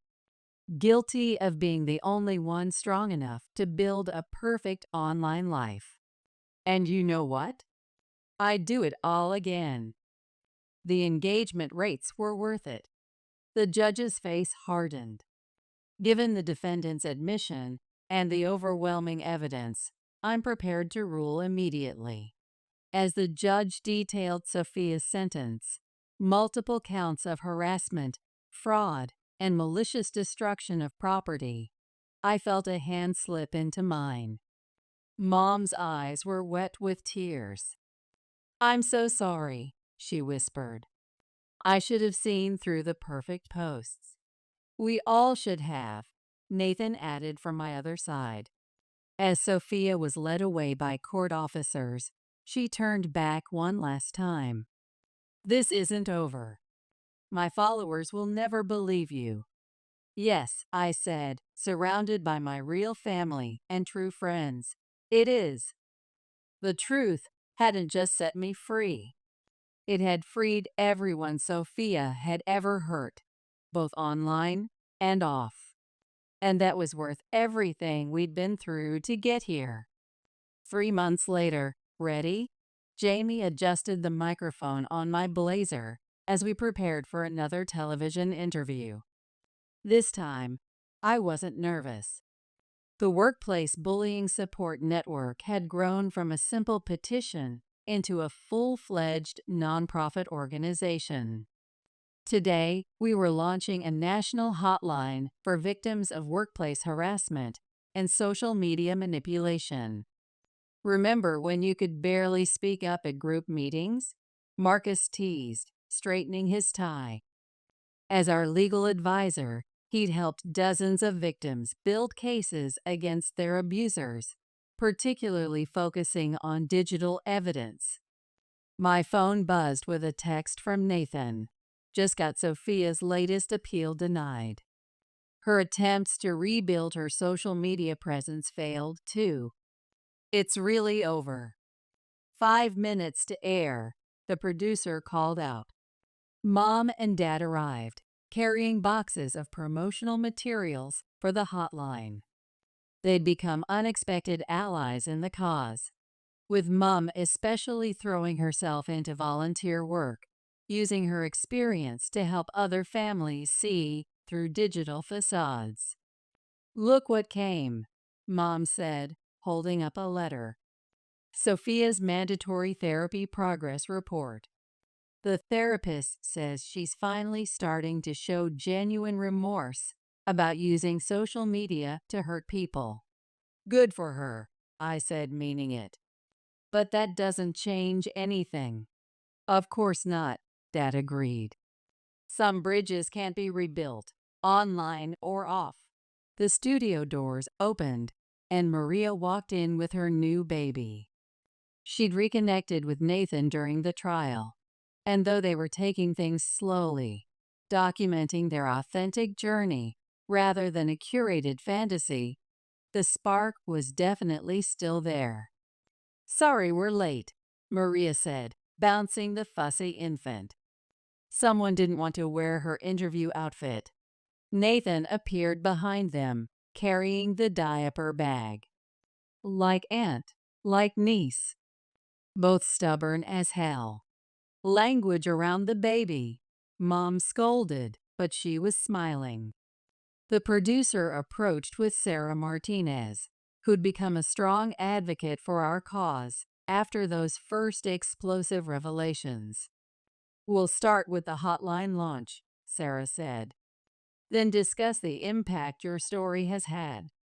We've got calls lined up from people you've helped, including me, a familiar voice said. I turned to see Sarah Thompson from Sterling Marketing. She'd gone from victim to board member of our organization, helping other survivors rebuild their careers and reclaim their digital identities. The network's picking up the show nationally, Sarah Martinez added. Your message is going to reach millions. Scared? Jamie asked softly, monitoring the pre-show social media buzz. I looked around at my support system, my real family, both blood and chosen. Not anymore. 2 minutes. My phone lit up with messages from the support group. You gave us our voices back. Watching with my whole office. Thank you for fighting for us. Ms. May, the producer called. We need you and your team in position. As we took our places under the bright studio lights, I caught my reflection in the camera lens. The scared, uncertain woman who once let her sister-in-law throw wine in her face was gone. In her place stood someone stronger, someone who'd learned that speaking up wasn't just about fighting back. It was about lifting others up. 30 seconds. Nathan squeezed my hand. You know what Mom said yesterday? That Sophia did give our family a gift, after all. What's that? She showed us who we really are. Beyond the filters and perfect posts. And who we could be. 10 seconds. I straightened my shoulders, feeling the weight of all the stories we'd collected, all the lives we'd touched. 5, 4, 3, 2. Good morning, Sarah Martinez began. Today we're here with Emma May, whose personal story of workplace bullying and social media manipulation turned into a national movement. As the interview progressed, calls flooded in from across the country. People sharing their stories, offering support, asking for help. Each one reminded me why we'd started this journey. Final question, Sarah said near the end. What would you say to someone who's being bullied or harassed right now, whether online or off? I leaned into the microphone, picturing that evening at Maison Laurent when everything changed. You're not crazy. You're not alone. And you don't have to be silent anymore. We're here. We believe you. And we'll help you fight back. No filters, no facades, just truth. And cut, the producer called. That's a wrap. As the crew started packing up, Jamie hugged me tight. Look what you built from the ashes of what she tried to destroy with her perfect social media life. My phone buzzed one last time. A message from an unknown number. I'm sorry for everything. For the lies, the posts, all of it. Yes, I showed it to the others. Are you going to respond? Mom asked. I deleted the message. Some chapters need to stay closed, online, and off. Speaking of chapters, Marcus said, we've got that book deal meeting next week. Ready to tell your story to an even bigger audience? Our story, I corrected, looking at everyone who'd stood by me. It was never just mine. Baby Sophia chose that moment to let out a happy squeal, making us all laugh. Come on, Nathan said. Let's go get lunch. We've got more work to do. As we left the studio together, I realized something. Sophia had tried to write my story for me, casting me as the villain in her carefully curated narrative. Instead, she taught me to write my own. And it turned out to be better than anything she could have imagined. Not because I won, but because we all did, by choosing truth over appearances, reality over perception, and authentic connection over digital perfection.